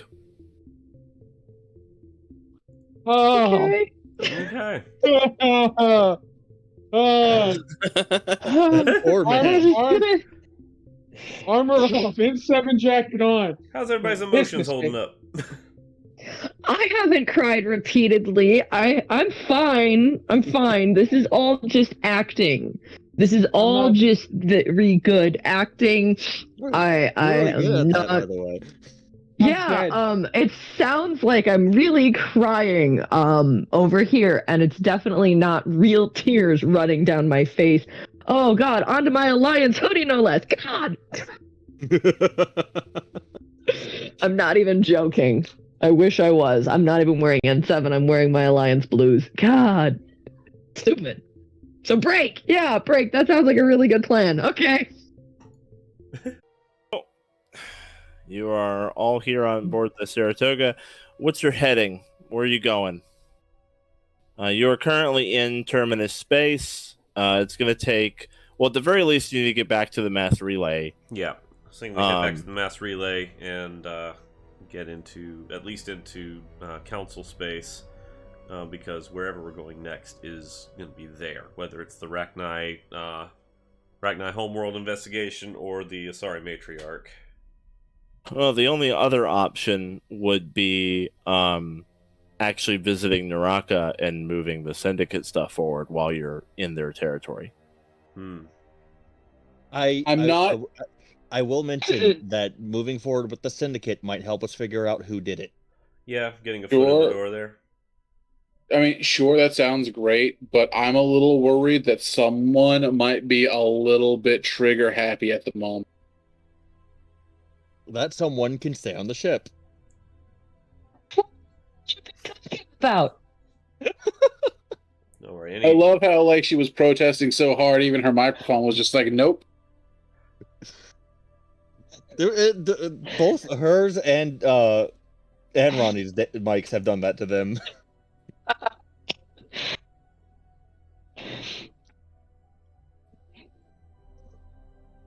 Everything's fine. She's just sitting downstairs in the hold next to the fucking coffin. Everything's totally fine. You can hold the fort, right? I'm sorry, we walked into what ship in the Syndicate where suddenly she's gone and you just hear rifle fire. Yeah, before we get to the mass relay, I would like to get everybody's opinion on where we go next, because we do have several motivating factors to actually get involved with the Syndicate, for better or for worse. I only brought it up because you're currently where they are. So, like, Naraka is pretty handy. You're almost passing it to leave. Might be easier to make a deal now for future encounters than to encounter them again and have them go like, you'd never call. You don't call, you don't write. Do you really even love me? The amount of effort I put into this relationship starting to feel very one-sided, Spectre. I'm actually leaning towards Naraka. I will point out personally as a GM, I'm not pushing you one way or the other. I only wanted to make sure that the option was like on the table. So don't mistake this for like, oh, the GM said we should do it. Like, no, I just wanted to remind you that it's a thing. No. I'm saying we should do it because it seems like a smart thing to do to get our foot in the door. Yeah. And being on good terms with the Syndicate could allow us to leverage that to find information on the Cerberus remnant. I was gonna say, like, maybe if we can get in good terms with the Snake character, we can ask him about if he knows about what happened to Cerberus. Or one of the other, possibly. Yeah. But yeah, I think being on good terms with the Syndicate in general and not allied to any particular noble house, as it may be, just making a deal to allow us to continue operations in Terminus systems, as long as we do not interfere with the Syndicate as a whole.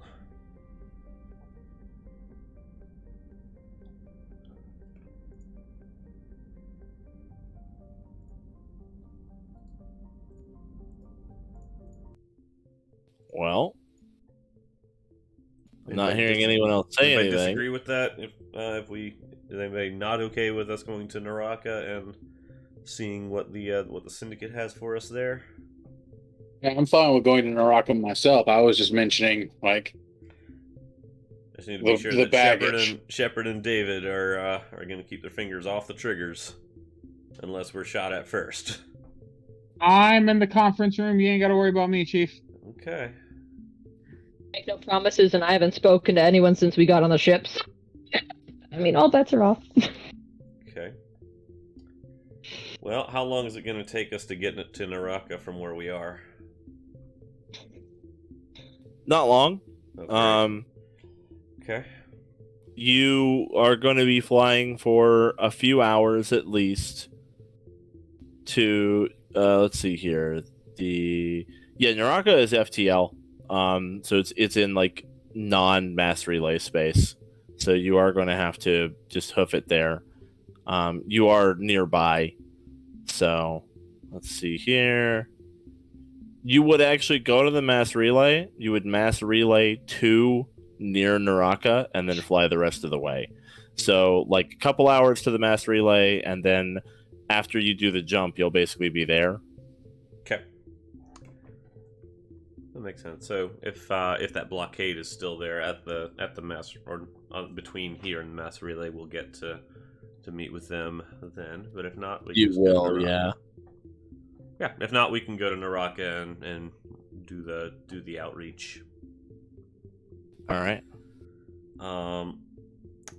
Okay. Given that both David and Shepard are kind of indisposed at the moment, Aryn's going to let Arturo and Kronk know about this, so they know at least where we're going, and that we're hoping not to stir up trouble.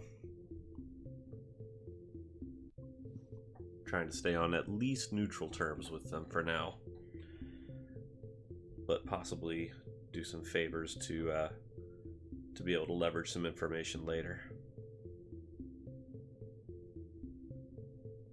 Don't worry, I won't get us in too deep. I mean, if you're looking to save the girl robot, getting us in deep might be the best idea. These crime lord types are fucking cannibals. They'll eat each other. You give them a chance. At the same time, I don't want them to have the illusion that they have a specter on a leash. I already told you. I already told you once, Sarah. They got that illusion the second you let the girl accept the drugs.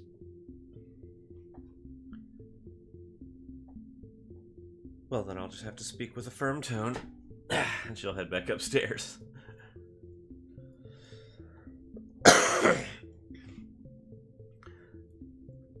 She'll also speak with Dr. Faye. All right. Yep, she's just working at the table. Doctor, do you have any knowledge of cybernetics?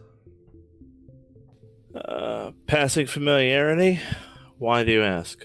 We brought on a new passenger that might need some care. His cybernetics are about 20 years out of date, and I don't know. Might be worth it to have somebody take a look at him, make sure he's in good shape. I suppose I can see what I can do, but it isn't my specialty by any means.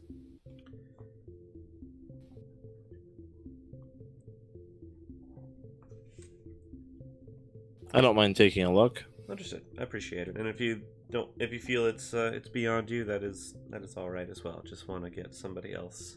So we just want to get some eyes on it.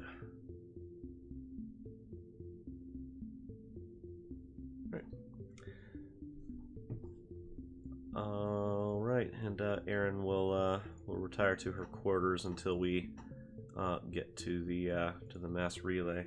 Oh, she'll update Waze on the plan as well. Tell him what new course to set for the time being. All right. Lucille, where do you want to put Caden's body? Over here in the corner, so that way it's out of the way. There you go. How's that? Peachy.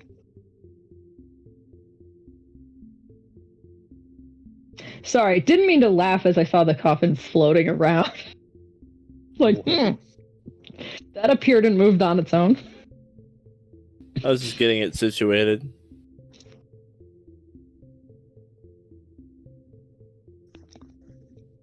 Press F to pay your respects.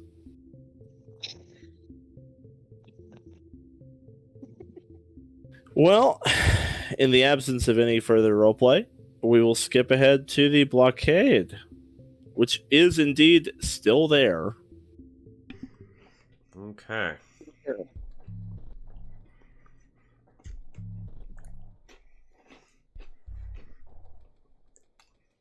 Adam says, we've reached the Syndicate blockade. They aren't hailing us, and they aren't moving to block us at all.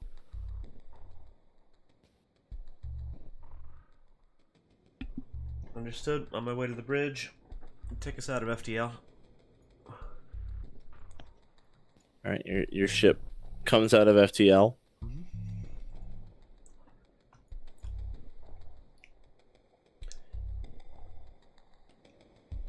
All right, Adam, hail the lead ship.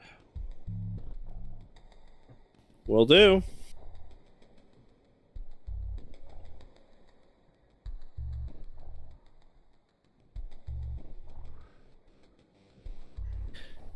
After a brief delay, you get a response back from the lead ship. Let's see here.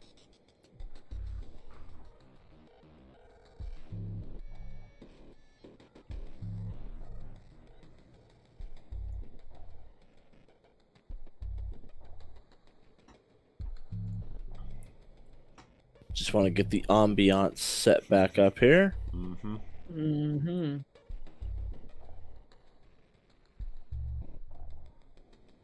This is the man who picks up.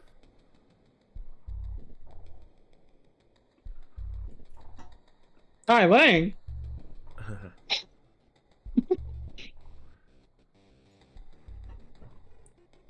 His evil twin brother, Lang Kai. Oh, I've definitely found my rival. What are you hailing us for? Go on. Oh, this is Captain Aryn Talia of the SSV Saratoga. I know who you are. Oh, good. I was hoping to speak with Snake regarding our last conversation. Snake isn't here. Oh. Well. Then who am I speaking with? It's none of your business. Aryn kind of just leans forward and says, Snake had offered us an invitation to Naraka to discuss business. So Then that's between you and Snake. I'm permitting you passage, so get on with it.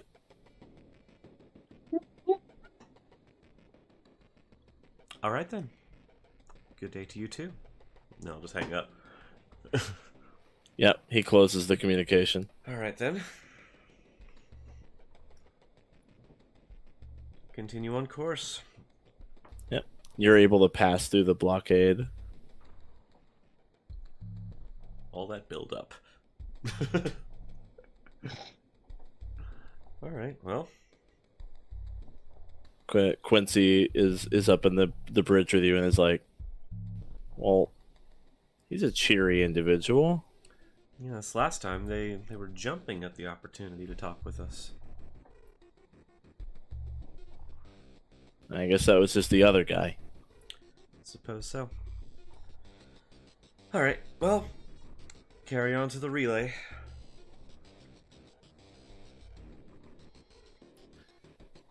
All right, We'll set destination for Naraka once we get there. You reach the relay, and you're able to input the coordinates that you received before.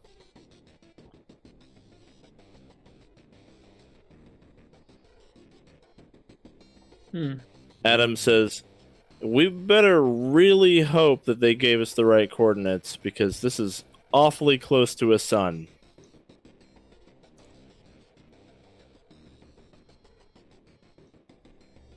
I have a feeling they're good.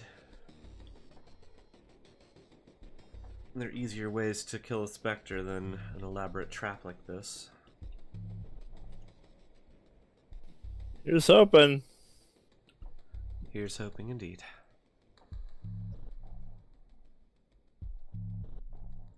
All right, the relay launches the Saratoga, and you emerge in a mostly empty system on the edge of terminus space by an enormous sun. This giant star, judging by its size, seems to be either unstable or nearing the end of its lifespan, though fortunately the end of its lifespan for a star is still tens of thousands of years, maybe even hundreds of thousands of years, so it's not like an issue now. It's a very big, very old star. Lots of solar flares and radiation. We're not expecting an imminent supernova.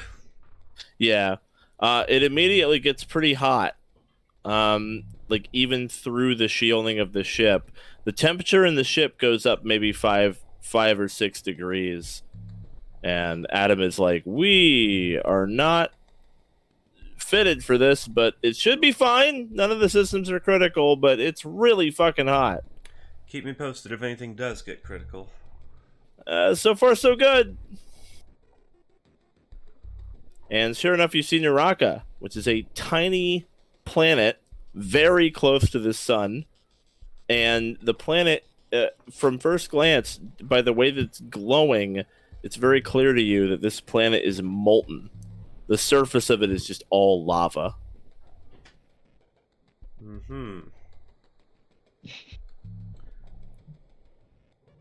I'll tell Quincy to like extend all the radiation flaps, like maximum heat venting.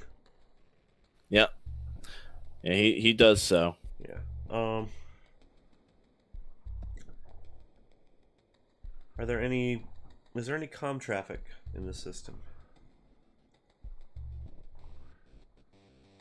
The radiation makes it really hard to tell.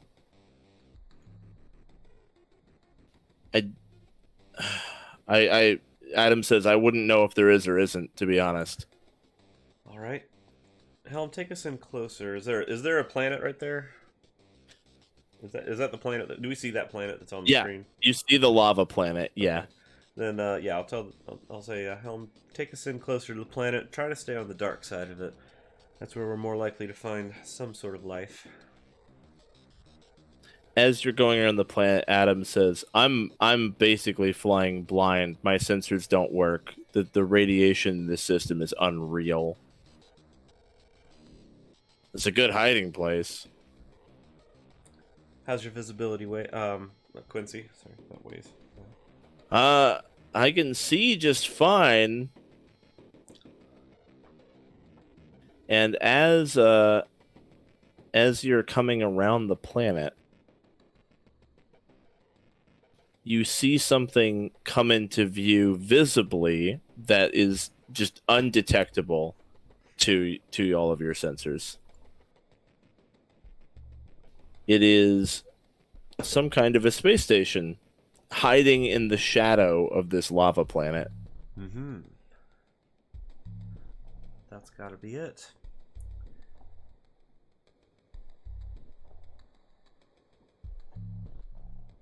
Take us in, keep venting that heat. I don't want it to look like we're trying to sneak up on them.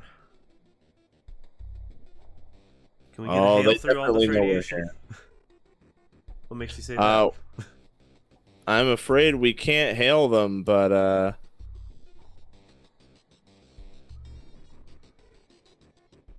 kind of looks like this. Mm-hmm. It's like in the low orbit of the lava planet, surrounded by smoke and like gases. A lot of like really, really toxic shit in the atmosphere. Good a place as any to hide. We can't even hail them through all this radiation. I can pull in slow, and hopefully they know that we're friendly.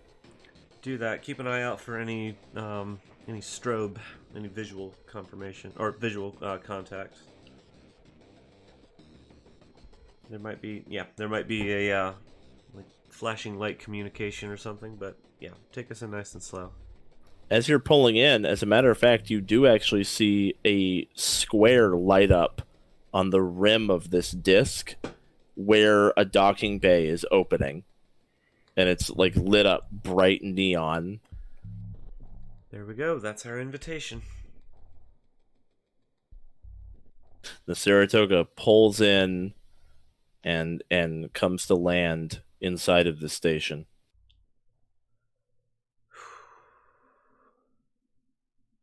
The docking bay is dark, but lined with neon lights. There are a lot of other ships in here, and they look very expensive. You see some Syndicate guards standing at various posts, and there's a giant neon sign across the top of the docking bay that says Euphoria.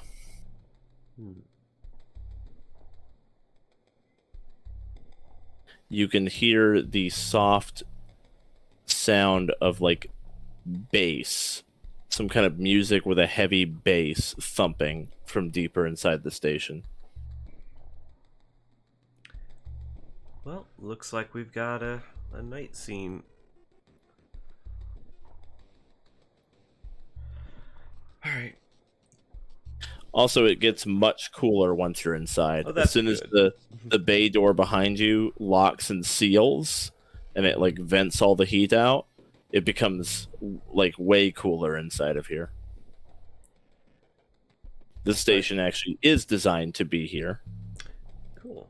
Aaron's gonna send a message out to the party saying anybody that feels like they can keep their fingers off the trigger in the presence of our current company is welcome to join the away team. We're planning for this to be a non-violent encounter. You can take your weapons with you, but we're going to hope not to use them.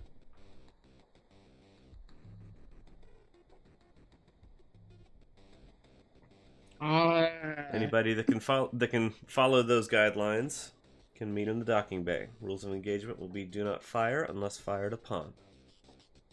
Ray gears up and heads to the docking bay. Mr. Ways, you have the bridge. Understood, Captain. Oh, we're actually getting hailed now that we're inside. Oh. On screen, then. It looks like it's voice only. And the hail comes through. Immediately, music is blasting, and you can like barely hear the person talking, but you're able to make out like, "Welcome to Euphoria! Is it your first time? Lucky you! I've got a VIP badge with your name on it. Make your way down the main hall. The big man himself is waiting to meet you." Adam, was that an automated transmission? No. Seems we're expected then. I'm glad to see club promoters still exist in the far future. All right. Well, Aryn will head down to the docking bay. Is anybody not there? Yeah, is anyone not coming? That's Aside what from, we need aside to from know. Juvius. Yeah. He's having a mental health leave. Yeah. No, Shepard gets up. She kind of puts one hand on the coffin and just walks past. Checks her gear. If you look too close, you can see she's still got dirt on her. And she walks over, goes into parade rest. Ready when you are. Just keep in mind, Ma'am. we're not here to blow the place up. Though it's probably Following your orders. Though it's probably exactly what it needs. Alright. On your 6, Vector. Yep, you got it. Alright, let's go then. Alright. Disembark. As you head down the hall, there are Syndicate guards everywhere, armed to the teeth. They've got blades and guns that look very, very high-tech. And also the way they're standing and carrying themselves implies that they are well-trained as well. Then they won't mind if we keep our weapons. They actually don't. They allow you to keep all your weapons and everything on you. At no point does anyone try to take anything from you. Does anybody try to address us? No, none of the guards address you as you go down the hall. They leave you completely alone as you're going. So long as you're going where you were told to go when you were hailed. Yes. We will Yeah. We will follow the invitation. They are paying attention to see that you are going where you were told to go. And as you reach the giant metal doors and they open, the following music will actually be playing in-game.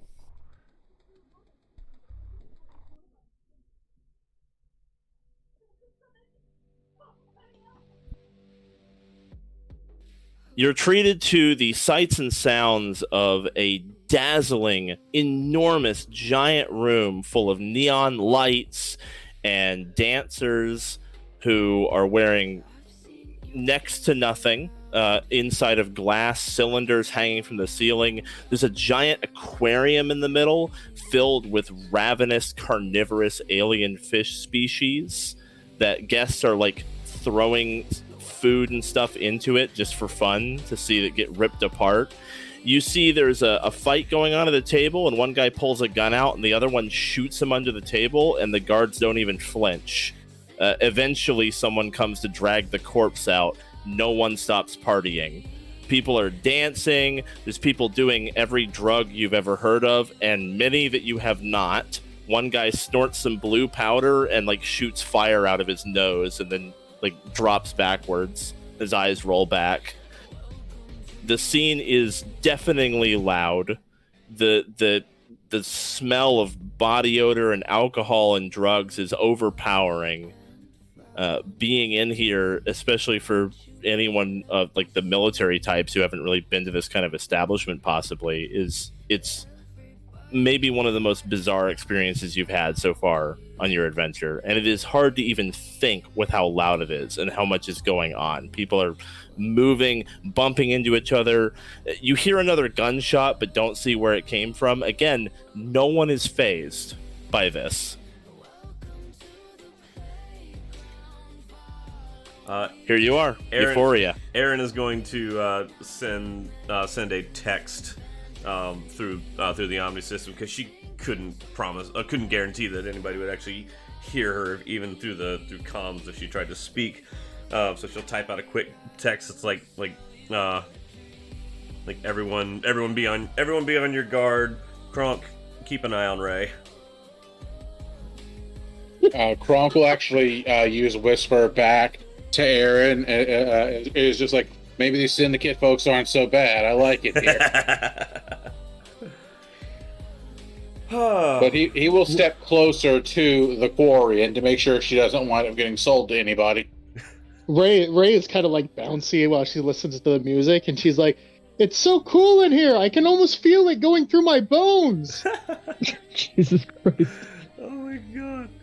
All Shepard right. to step back, step over from Aaron's shoulder on her Dancers right. are highly respected among my people, but I don't think these women share the same honor. Don't take any drinks you didn't order, and don't leave anything sitting around. I can order drinks here? No.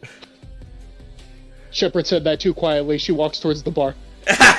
Oh no, she didn't. Kronk No, she grabs her didn't. because Kronk grabs her and drags her along with the rest of the team.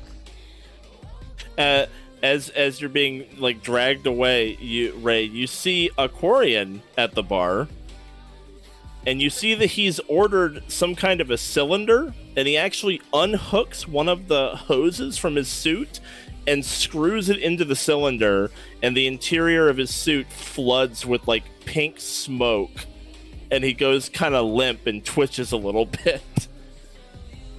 Oh my god. Ray's gonna Ray die. watched that and she's just dumbfounded. She's like, what is that? What in the Oh, we're in a club. Do? We're in a Jojo, club, you came brother, back this to a week. pimpin' good time. We are in Oh my we are in God. a raving nightclub with drug addicts, yes. Oh Lord. And Ray wants to get drunk. So yeah, Aryn sent out a text to the group saying stay on your guard, and Kronk, keep an eye on Ray. Aaron's gonna look for where those directions were guiding us for like a VIP badge or something, seeing if there's anything standing out. Well, Kronk keeps looking towards the tank, hoping that they throw the bodies in there. they do. Yeah, one of the bodies Oh, of the guy who God. got shot, they throw it in the tank and it gets ripped to pieces. It's shredded down to the bone almost immediately by the fish. Damn. So, what? Yeah.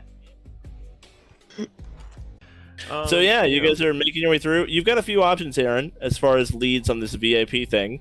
So there is a bar that has a Turian bartender with a backpack that gives him 4 more robotic limbs. So he's like washing a glass and preparing 2 drinks at the same time. And then Nice. there is also a DJ who appears to be an Asari DJ who is operating all of the equipment without her hands.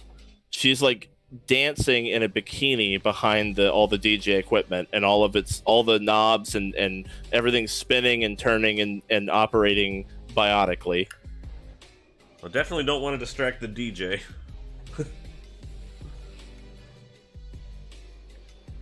There's not a VIP booth, is there? You don't immediately see like a marked VIP area. Any area that's like higher above than the rest?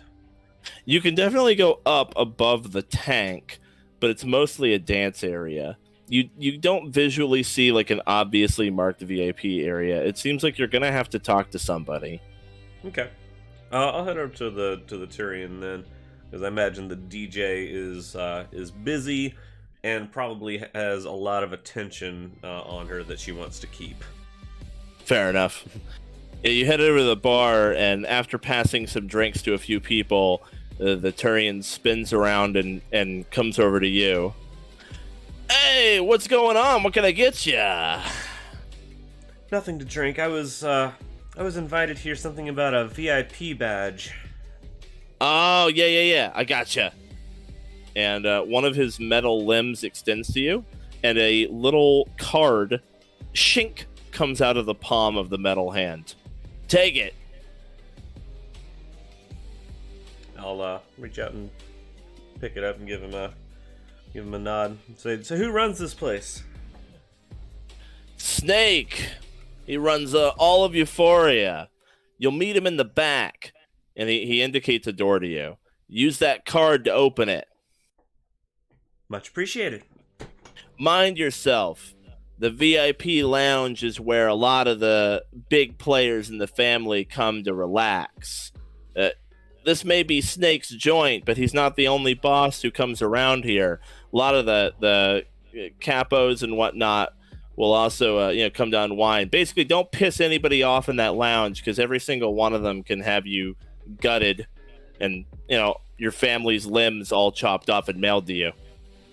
Aryn will like kind of tap her head and point to him like that's a good idea. It's like, thanks for the tip. You got it. And she'll signal to the rest where she's going. The bartender will motion at the party. Any of y'all want something to drink? Something to snort? He looks at Ray. You want to take a vapor shot? No, she doesn't. It's Quarian only. Turian brandy, quadruple filtered, please. Oh, you got it. And he'll Hold mix over up it, your Ray. drink and slide it over to you. She picks it up and just like holds it in her hand, all giddy, as she looks at the rest of the party. Kronk will take it from her hand. No drinking on the job, and then down it like a shot. Because that'll affect the Krogan at all. I mean, it's basically water to a Krogan, but like to her, She'd die. Do you even drink? It's Turian. That was a. Oh god. Are there? Yeah, that's the issue I was saying. Yeah, That was a dextrose alcohol. That was a dextro drink. yeah. it's okay. He's got an extra liver. He'll be fine. Oh my god. Kronk, You want to make a you're gonna Constitution have- check? No, you're just at the end of the session. Kronk's gonna have to spend a really long time in the bathroom. Yeah, Like back on the Saratoga, you're gonna be in the bathroom for like 6 hours. he's not gonna go into like respiratory anaphylaxis, but maybe a gut anaphylaxis. It's Yeah, not gonna what be was great. It'll be fine. It was anything to save the kid. Yeah. What was it? The Krogan drank a liquefied Turian on a bet, and then she says, I had to clean up that mess for a week. So, Oh God. but Ray looks very disappointed that you took the drink, and she goes to like order another as she's getting pulled away. Poor Ray. Aaron's not gonna not gonna insist that the party like come with her, but if they want to, they can. Oh, They'll we even- They can? probably Oh, won't no. even let us in. Yeah, I didn't know we could. I thought since you had the pass, we're the only one who could Pretty go sure in. this is a Spectre-only situation. Maybe. Yeah. This might be a Shepard's spectrum. on your Don't worry. shoulder. Well, let's wait until the DM actually confirms that one way or the other. Well, no, we'll follow when up you- until that point. when you reach the door, there's a couple of guards on either side of it. Aaron holds up the card like a Yu-Gi-Oh player, just holding a card in front of them between two fingers. Yeah. The, An Uno reverse. the door opens. So now the door into the VIP lounge is wide open. Okay. Aaron will walk in. It stays open. Yep. The guards Shepard kind of follows look at after. you like, I'll stay. I'll step in. Alright. yeah, Yeah, you're we'll follow. welcome to accompany her if you want. Oh, okay, sweet. I mean, I'm definitely following. Yep. This is the place where things get fun.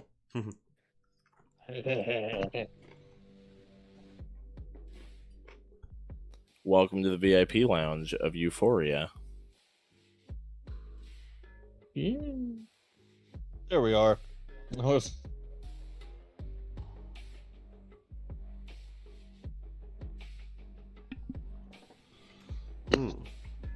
All right. Aaron's just like looking left, looking right. She'll just nod her head to the left. It's just a random direction. There are some people behind this desk over here that I don't have tokens for everybody. I have tokens for people that if you started the fight, it would matter. Mhm. So there's people behind this desk who just kind of nod at you as you pass. It looks like maybe an information desk of some kind if you wanted to ask any questions.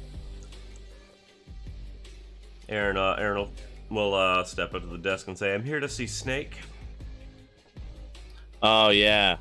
Okay, so cross the dance floor, and you're going to go right around the screen through all the tables, and then you'll take a left. You'll go up some stairs, and then you'll take another left and U-turn into the back room. You got all that, Ray?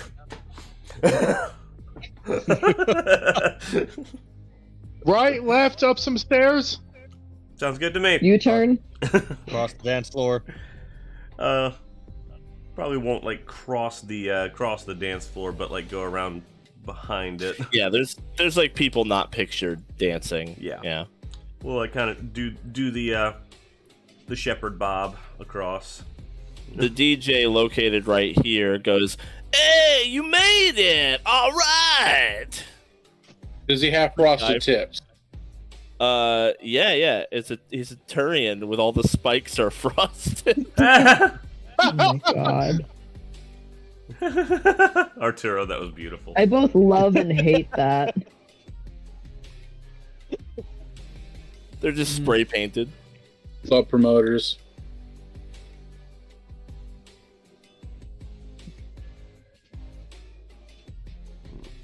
looking at Amy the just crossed his armor rider on these cross. guys, like she's just gonna casually like glance at these, but are these guys dressed like as identically to the people I saw in the vision with Jeff as I think they are? Yeah, I mean they're in Syndicate gear. They're clearly soldiers of the family, so like it's impossible to know which boss they actually follow. Okay, so- probably Snake. So it but seems like like this is kind of a generic armor, and this is not Yeah. indicative of a single faction. Okay. it is not indicative of a faction. No, Alright. This is just what soldiers of the family look like. Didn't know Yeah, how unique They it all was. get their gear from the same outfitter. yeah. Yeah, Aaron's gonna keep walking, like not like glancing side to side at these guards, like walking like she knows she's like permitted to be here. Yeah, make they the don't mistake bother of- you. I feel like if they make the mistake of they all look the same, Lucille's just gonna burn the whole place to the ground. This door slides Lucille open. has no idea what anybody looked like from that. She got no knowledge other than somebody killed her dad, and Oh they yeah, were I know that. and Yeah, I didn't I'm have just very saying, like, many visuals myself. There was the one guy in charge was very masked in shadows. honestly, it's probably a good thing she doesn't have any other information than that, because These guards are kind of playing a card game. They look up at you and then go back to their game, but they're all armed to the teeth, just like everybody else. It's gonna be. She'll Lucille, This door opens below you. okay. Lucille approaches a syndicate boss. You killed my father. Do you realize how little that narrows it down? You killed my father. father. Prepare to die. Prepare You've to got die. a long list of people to die then. Yep. As you enter the room, Snake is waiting at a desk, and there's an Asari here with him. It's like, you killed my father and you tortured his uncle. Yep, still not narrowing it down. He says, Spectre, so nice of you to join us. How have you enjoyed my quaint little club on the edge of the galaxy? I must say it's a kickin' party. I'm quite familiar with the scene. But you make it look good.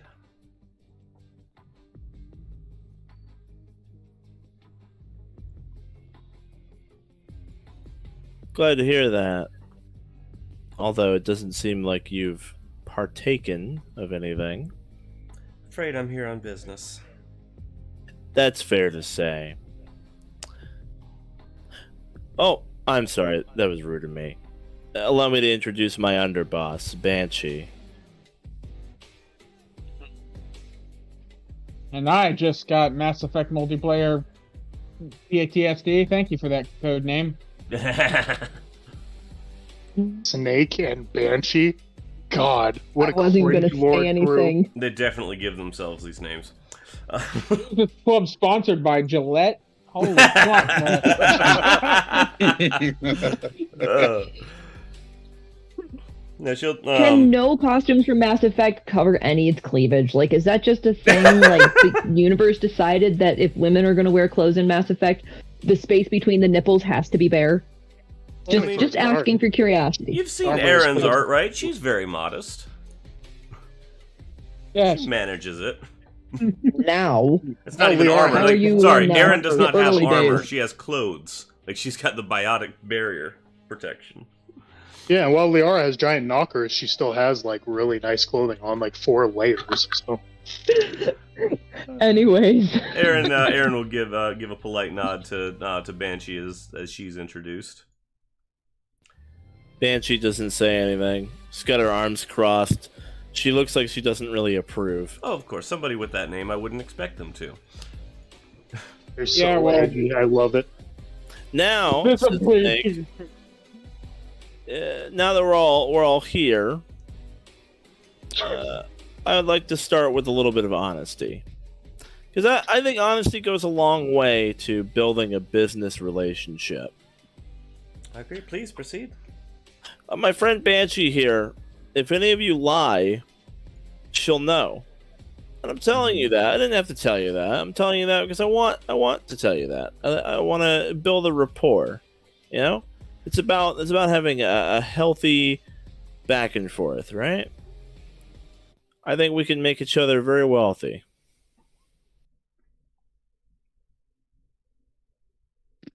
What if we accidentally lie? Accidentally You lie. Accidentally. Mm, There's Like a we difference give between- information that, There's a like we difference give between information we think lying is correct. and What is that? giving incorrect information. If you think that is the truth, it won't be detected as a lie. Telling an Oh, she's using biotics. She doesn't just know everything. There, Got are, it. she's using biotics. there is a Yeah. spell for that. Yeah, she's using biotics. Yeah.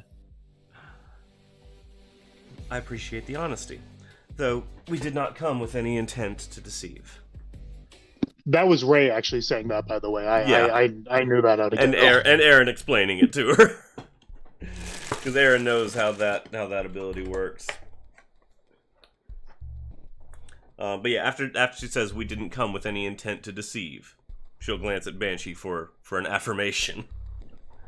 Because Aryn is. I don't think you did, right? Like, No, I did not. This, No, is the GM being like, yeah, I don't think this is, you did. This is a legitimate attempt to maintain at least good or neutral relations with the Syndicate. Fair. Yeah. Yeah, Banshee doesn't say anything. She's just. We're kind not of lying, but we're running not at telling you. the full truth, basically. Well, I mean, Yeah, we're not. that's fine. Yeah, I mean, Withholding information isn't lying. right. Yeah. True. So Snake says, "So, I know where you've been. I know who you have on your ship. You want to talk about that?" Oh yeah, I very much narrow at that one now. It's my business to know things. Of course. Though your people left him there for 20 years. Why is he a concern now? He isn't. But I figure he's a concern for you. Considering that you have Mr. David Moreau on your crew, along with Lucille Shepard. She rolls her shoulders back at that. I should Audible clarify knuckle cracking. something. The different bosses of the Syndicate, we all have our specialities, so to speak. What business we're most involved with. You know, where we got our power from. Mine's information. So don't be alarmed if I know things. It's kind of the point. It's quite You, respectable. Did you know about the bomb? I did. Indeed. I know who put it there. I also know who killed Caden. Then perhaps we can help each other. That was He's my much thought. breathing.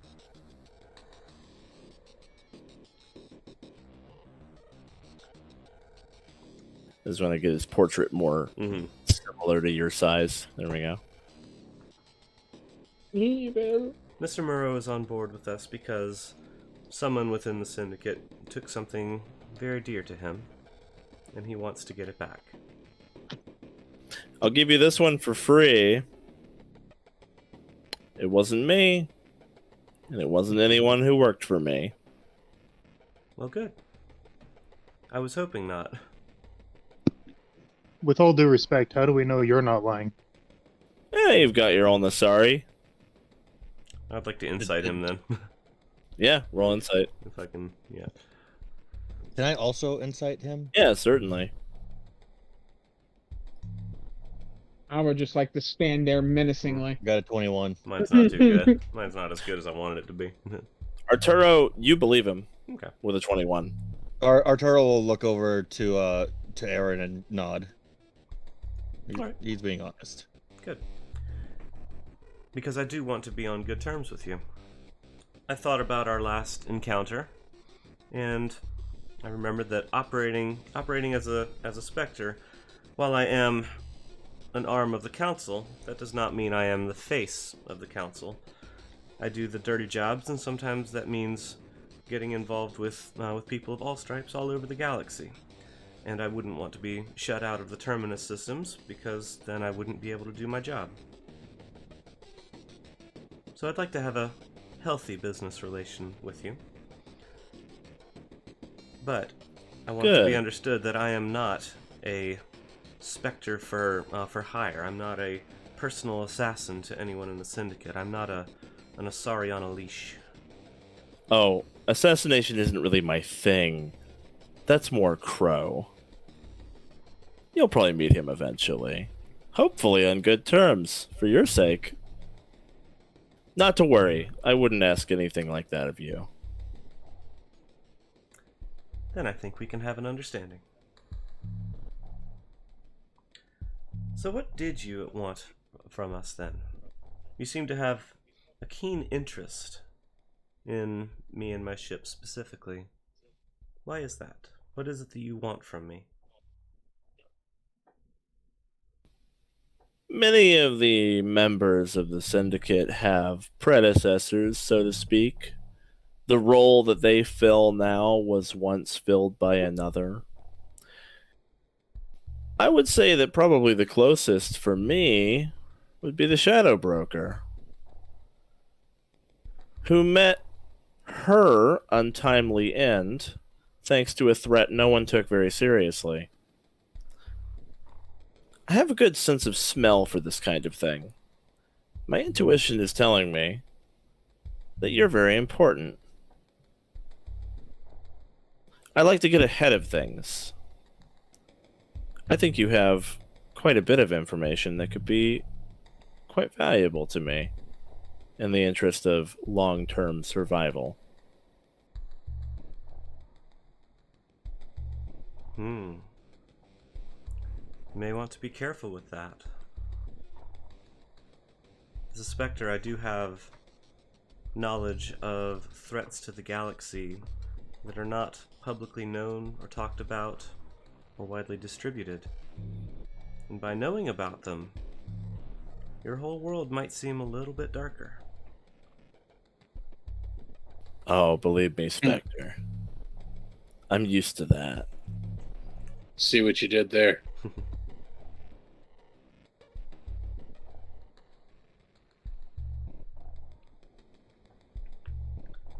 So what is it that you want to know? Is there anything in particular? Or are you looking for me to just spill it? There are a few things I'd like from you. I want your mission report from when you went to the Yomi relay. Any sort of video evidence you might have along with it. I'd also like you to leave that little friend I put on your ship. It won't bother you. I just like to know where you are and what you're up to. Like I said, I have a feeling you're going to be very important. I like to track my assets, so to speak. In exchange, I can offer you, let's say a choice of two options. On the one hand, and he pulls out a briefcase and puts it on the table. He turns around and opens it, and there's stacks of credits. You would estimate there's probably 100,000 credits in that briefcase. I can give you this. Or, and he slowly shuts it, I can tell you the man who killed Caden is in my club right now.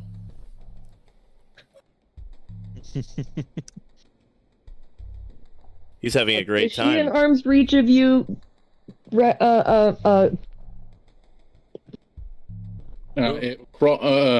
At those words, Kronk will in fact reach out and place a firm but not aggressive hand on Lucille's shoulder. I'll tell you for free I'm that he's not having a great time. He's in my VIP lounge, but you won't find him without my help.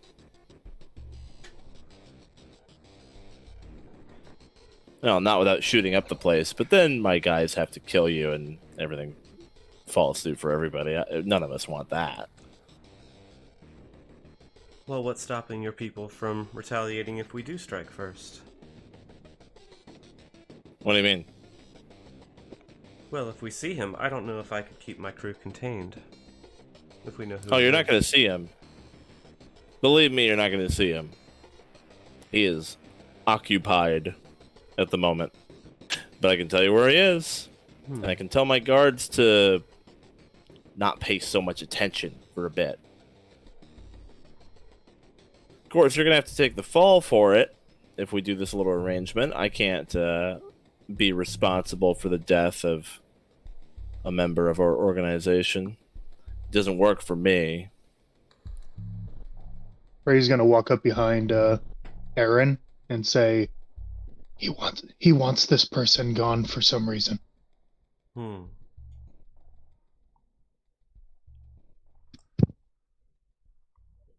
That's a good point. What is your interest in seeing this person gone? What is he to you? He is the information I want from you for 100,000 credits less.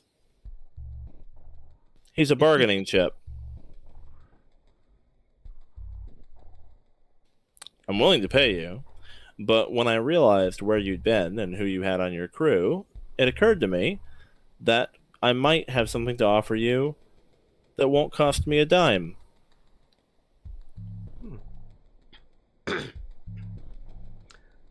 How very shrewd of you. That is a very tempting offer. Also, the guy he works for is kind of a piece of shit, but not like... Doesn't he work for you? Not like I have it out for him, piece of shit. Just like, I don't really mind if he's inconvenienced. I'm not trying to have this man killed, but if he is, it's no skin off my back. Fair. And how much of a headache will it be for us if he does die here? You said we'll have to take the fall for it. Yeah, I can't take responsibility for it, of course.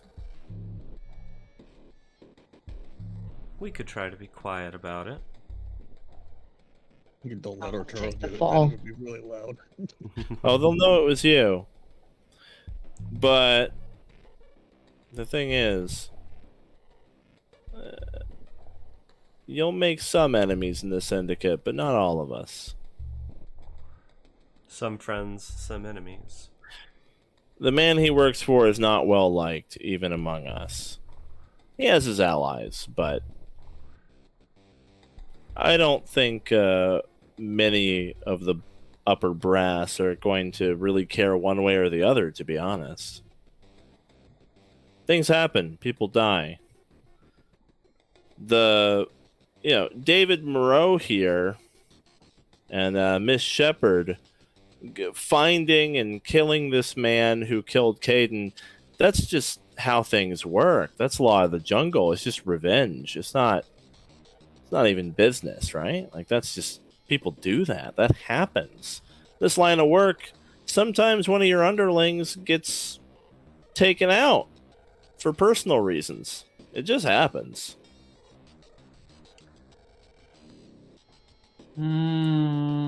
But in exchange for this information, you're asking me to share a highly classified mission report and keep constant tabs on me. That's right. The mission report, the video, and you leave my little snake alone. The mission report alone is a significant breach for me. I'm sure you've verified of your own accord by now that what I put on your ship doesn't mean you any harm. It's just surveillance. Of course. You said you like to keep an eye on your assets. That's right. I don't like being seen as an asset. I'm perfectly willing to be a partner. And I'm happy to be in good standing. And I can even make shows of good faith. Banshee chuckles at that, and she speaks for the first time and says, "Don't think so highly of yourself, Spectre. You're an asset." And Snake says, "Okay, all right. I apologize. She's a little bit cranky. Got up on the wrong side of the bed." Banshee looks at him like she might kill him, and he goes, "Okay, all right, cool. You know what? I'm sorry. She's grumpy. We're all good here. We're friends. Fine. Yeah, partner. But I also like to know where my partners are."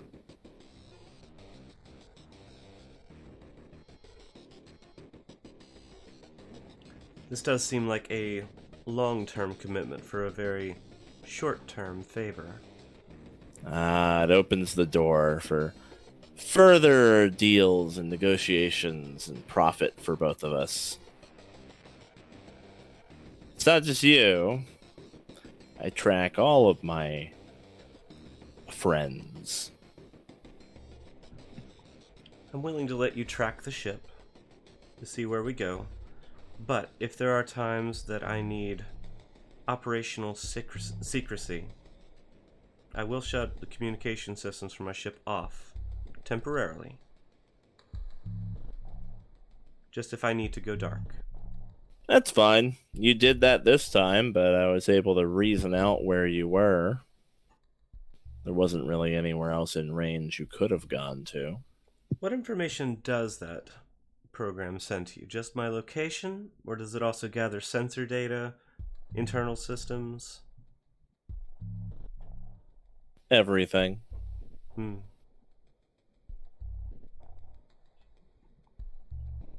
Good to know. In the interest It of happens on the ship. You see it, don't you?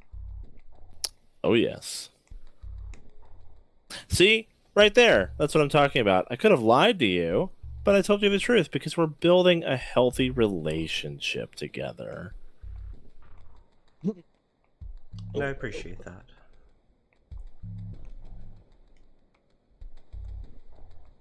Last question that I have is: were they the person responsible that you're sending us after?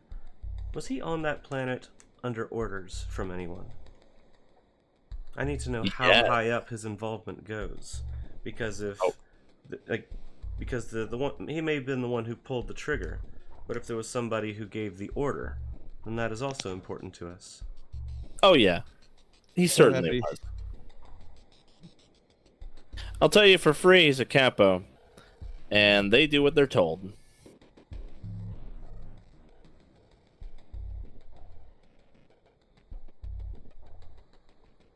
So that wouldn't be the end of it then.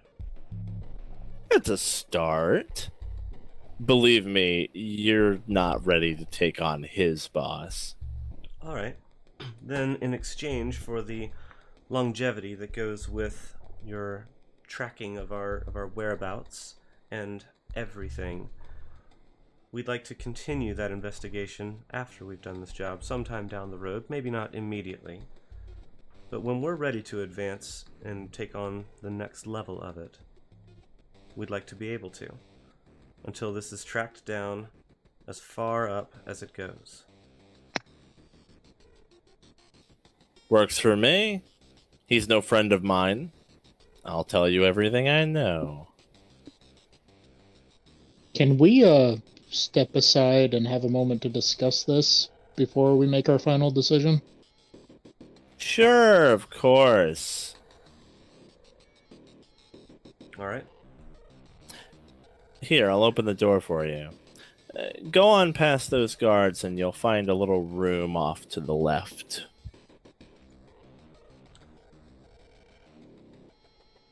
We'll be back shortly. Off to the left. Yes. Yep, you come into a little room with a couch, Yeah. a table, and there's like some TV screens. Now, before anyone says anything, we will have to assume this room is bugged. Yeah, I was gonna say, just like you do realize that they are listening in, right? Of course. I was literally just looking at my spells to see if I could do anything about that. Once Shepard moves, I'll close the door. Yeah, there is a spell for it, but I don't think we have access to it yet, do we? Sure, she's going to move. Oh. She's staying there? Shepard? Shepard? Kronk, can you make sure she finds her way here? Yeah, he's going to reach out and pull her the rest of the way. Gently. He's just pulling. He's not dragging her. Only dragging. You can feel her vibrating through her armor. She is shaking right now. Yeah, it looks like Privacy Screen is a rank 3 spell, which we don't have yet. Alright. Everyone's thoughts?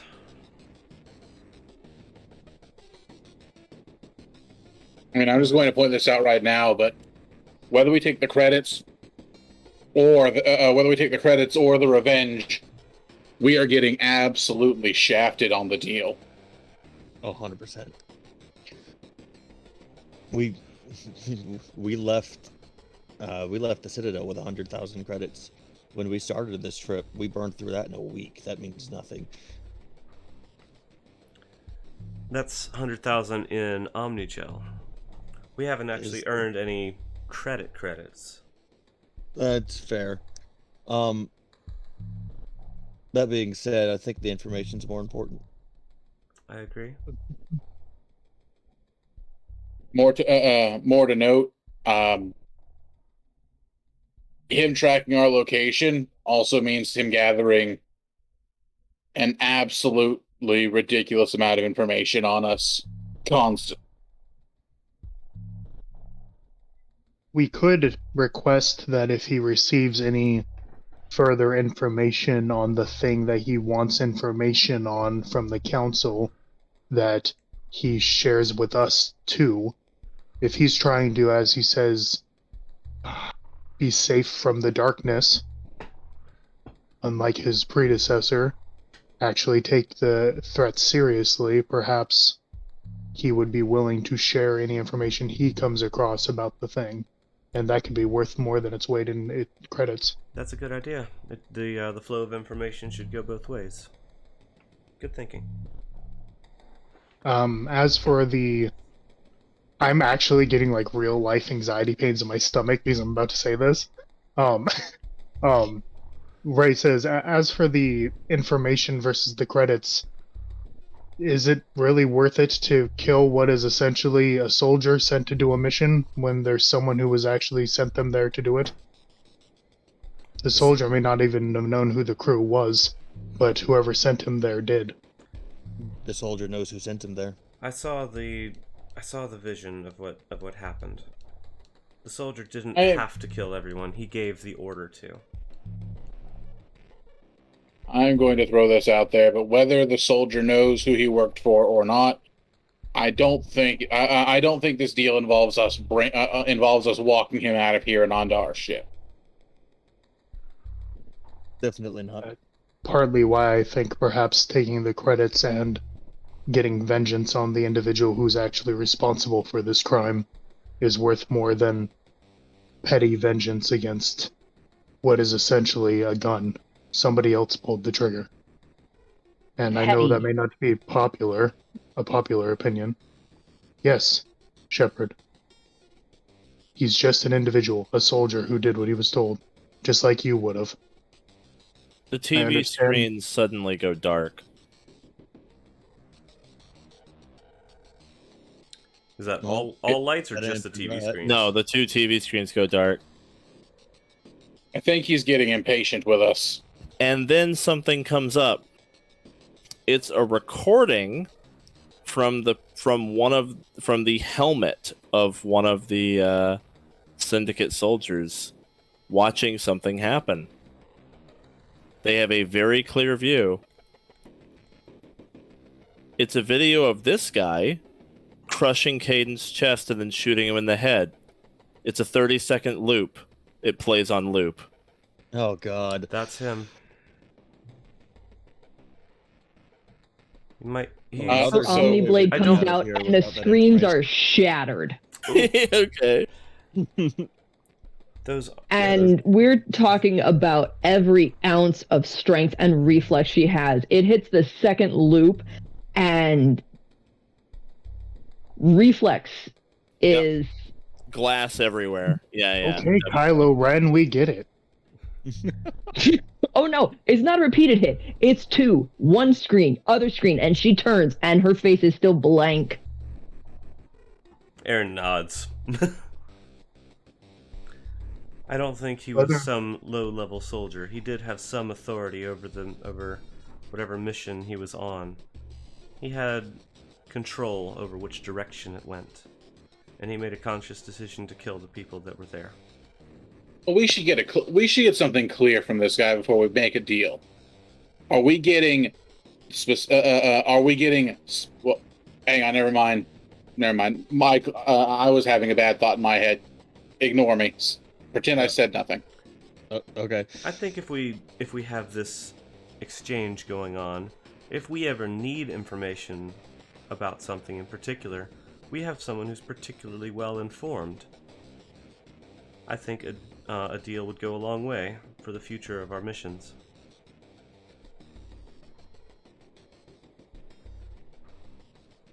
This isn't the top of the food chain.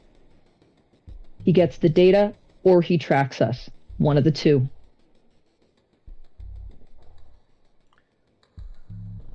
Ma'am. Well, to be fair, he only gets the data and tracks us if we agree to this. He said that was part of his contingency if we were to accept the reward. I'm with the half-crazed redhead. If he wants both, if he wants both, it needs to be a better offer. If he wants both, we get the credits and the name. I think the better offer was... He already said he'd give us the name for free. Yeah. No. The problem is finding And him. I think the better offer is that we can come to him for information whenever we need it. He could hardly ask for anything more from us.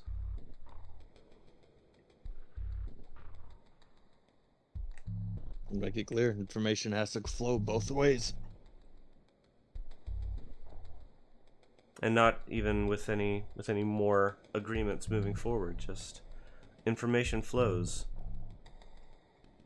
They're getting all the information from us, so whenever we need something, we expect that it comes from them. No questions asked. No additional jobs to be done for it. And they can have their camera on the shoulder. My point is putting the king in danger to take out a pawn is not a great option. And I don't think that should be the approach we take. This isn't just about taking out a pawn. This is the long game moving forward. Future exchange of information. This is a token gesture that he's offering. It's not all that he can offer, though. We can take the credits and we take the name, but we leave the individual for now, and we don't make more enemies among this group. It doesn't sound like there would be many enemies made. If what he says is true. We would become an inconvenience to one of the 12 most powerful men in the galaxy. But perhaps an ally to the other 11. An ally to one of the others. We will be an ally to him if we take the credits. He says he doesn't care how he gets his payment as long as he gets his agreed upon reward. He just wants to save the credits. And if he can throw some loser under the bus and piss off another Syndicate boss to do it, then he's willing to do it to save 100,000 credits. At the same time, one of our crew does have a personal stake in this. Oh yeah. Two of our crew, actually. I'm with But Lucille. We got the bastard. But as I said, you do not risk your king for a pawn. We are putting ourselves in greater danger by killing this individual than if we just take the credits. Take the name, later we can find a way to kill him. We have to make some allies in the Syndicate. And taking the credits will make the allies without making any enemies. If we take the name and take the location and go and kill him right now, we've immediately made more enemies and without gaining any more allies than we would have otherwise. I say we take the credits. We can come back later and deal with this individual if that is what we choose. Once we cut the head off the snake, the entire body's going to start to die. Then we can worry about it. Well, we don't know where he's going to be after this. He might not always be here. He might be hard to track down later on. Didn't you hear what he said? He always knows where people are. His assets and his enemies. He might consider this person or the person that he works for an asset. But he can't guarantee this guy doesn't die by somebody else's hand. Well, if he does, then good. He's dead, and it's off our moral shoulders to make the decision of his life. What decision? The decision of murder. No decision. Murder. Murder. You.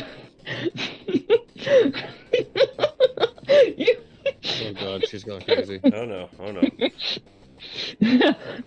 Yes, Shepard. And yes, Mr. Moreau, it would be murder. We are assassinating him. We are going out of our way to kill someone who is not harming us. So yes, it would be murder. And yes, we are creating Assassination enemies by implies doing it's political. this. Is political. No, it's not. She It's walks personal. up in front of you and just holds her finger out in front of your mask. You have no clue what you're talking about. Yes, None. I do. Just because my mother wasn't famous and my father wasn't famous, it doesn't mean I didn't have to watch them die as well. I do know. On loop? That was Snake. Are you going to go and attack him next? Not yet. He's It listening. has nothing to do with fame. You mean to tell me if you had a chance to rip the still beating heart out of the person who did it, you wouldn't take it? No. Because I, Then you're a like better you, person than I am. exactly. I, like you, and like you, Mr. Moreau, am a good person. This person will Congratulations. come after us at some point. This person will come after us at some point. And if that's the case, then we can kill him and the problem is solved. If he gets himself killed some other way after surviving for 20 years as part of this organization, then it wasn't meant to be us who took him out. There's somebody else who wanted vengeance as much, if not more. But when it boils down to it, we can't just go around being assassins. And I'm sorry, but our history, going all the way back, there was one phrase that's always stuck with humanity at our core. Eye for an eye. I'm gutting the bastard, or Finish still gut the phrase, bastard. Mr. Moreau. Honey, I've been blind for years. You're blinding yourself.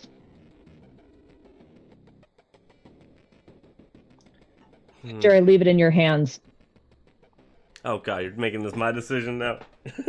Isn't it always going to wind up being She your said her decision? piece. She said her piece. Yeah. You know exactly where she stands on this. And if you let her go into that room, I'm gonna warn you right now. Both fists are coming down on the desk. She's grabbing him by the collar and taking him to wherever this person is and going, you point, I shoot. So let's not have the half-crazed redhead be the one to make the decision. Yeah. As the Krogan stated. This is exactly not when you. This is when you exactly don't want her to make any calls. Sincerely, that's why she's standing at the door, in parade rest, with her shoulders back, blank-faced. She's in full soldier mode. She has shut back down.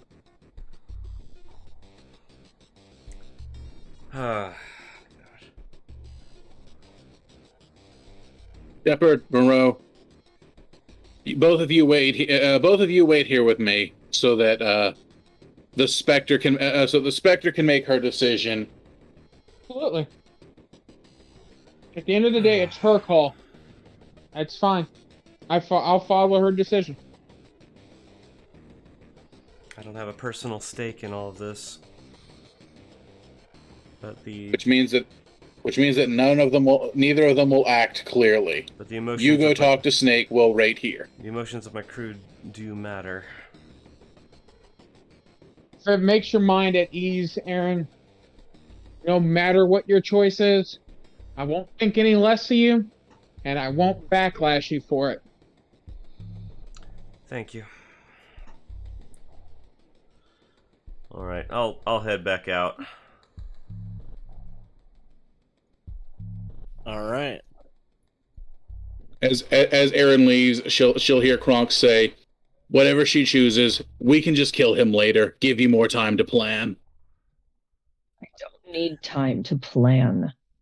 Sure you do. Make it count. That is where we will leave off for tonight, though. Okay. Good, you give me a whole week to think about it. Thank you. Oh my gosh! Oh my gosh! understand. You are such a pile of. Oh my god. Love I really Ray. love this game. I really do. I'll chance I it. absolutely love Ray. I love her so I much. love There Ray he is, so your much. BFF. I'm so. Ray, I really do. I love you so much. You're so wonderful, and I'm so glad I'm playing with you. But man, I'm physically shaking, like my heart's pounding. I did not like that at all. So that's what Ray's real opinion is. So I was like, I have to sit here and defend this, even though everyone's gonna be cracking down on it. Please, please, Don't ever not play your character because I love it. I love you so much for holding to that conviction. Please. I will never be angry at you for playing your character. I will never hold anything in character against you. I love it so much. This is like, oh my gosh. Oh.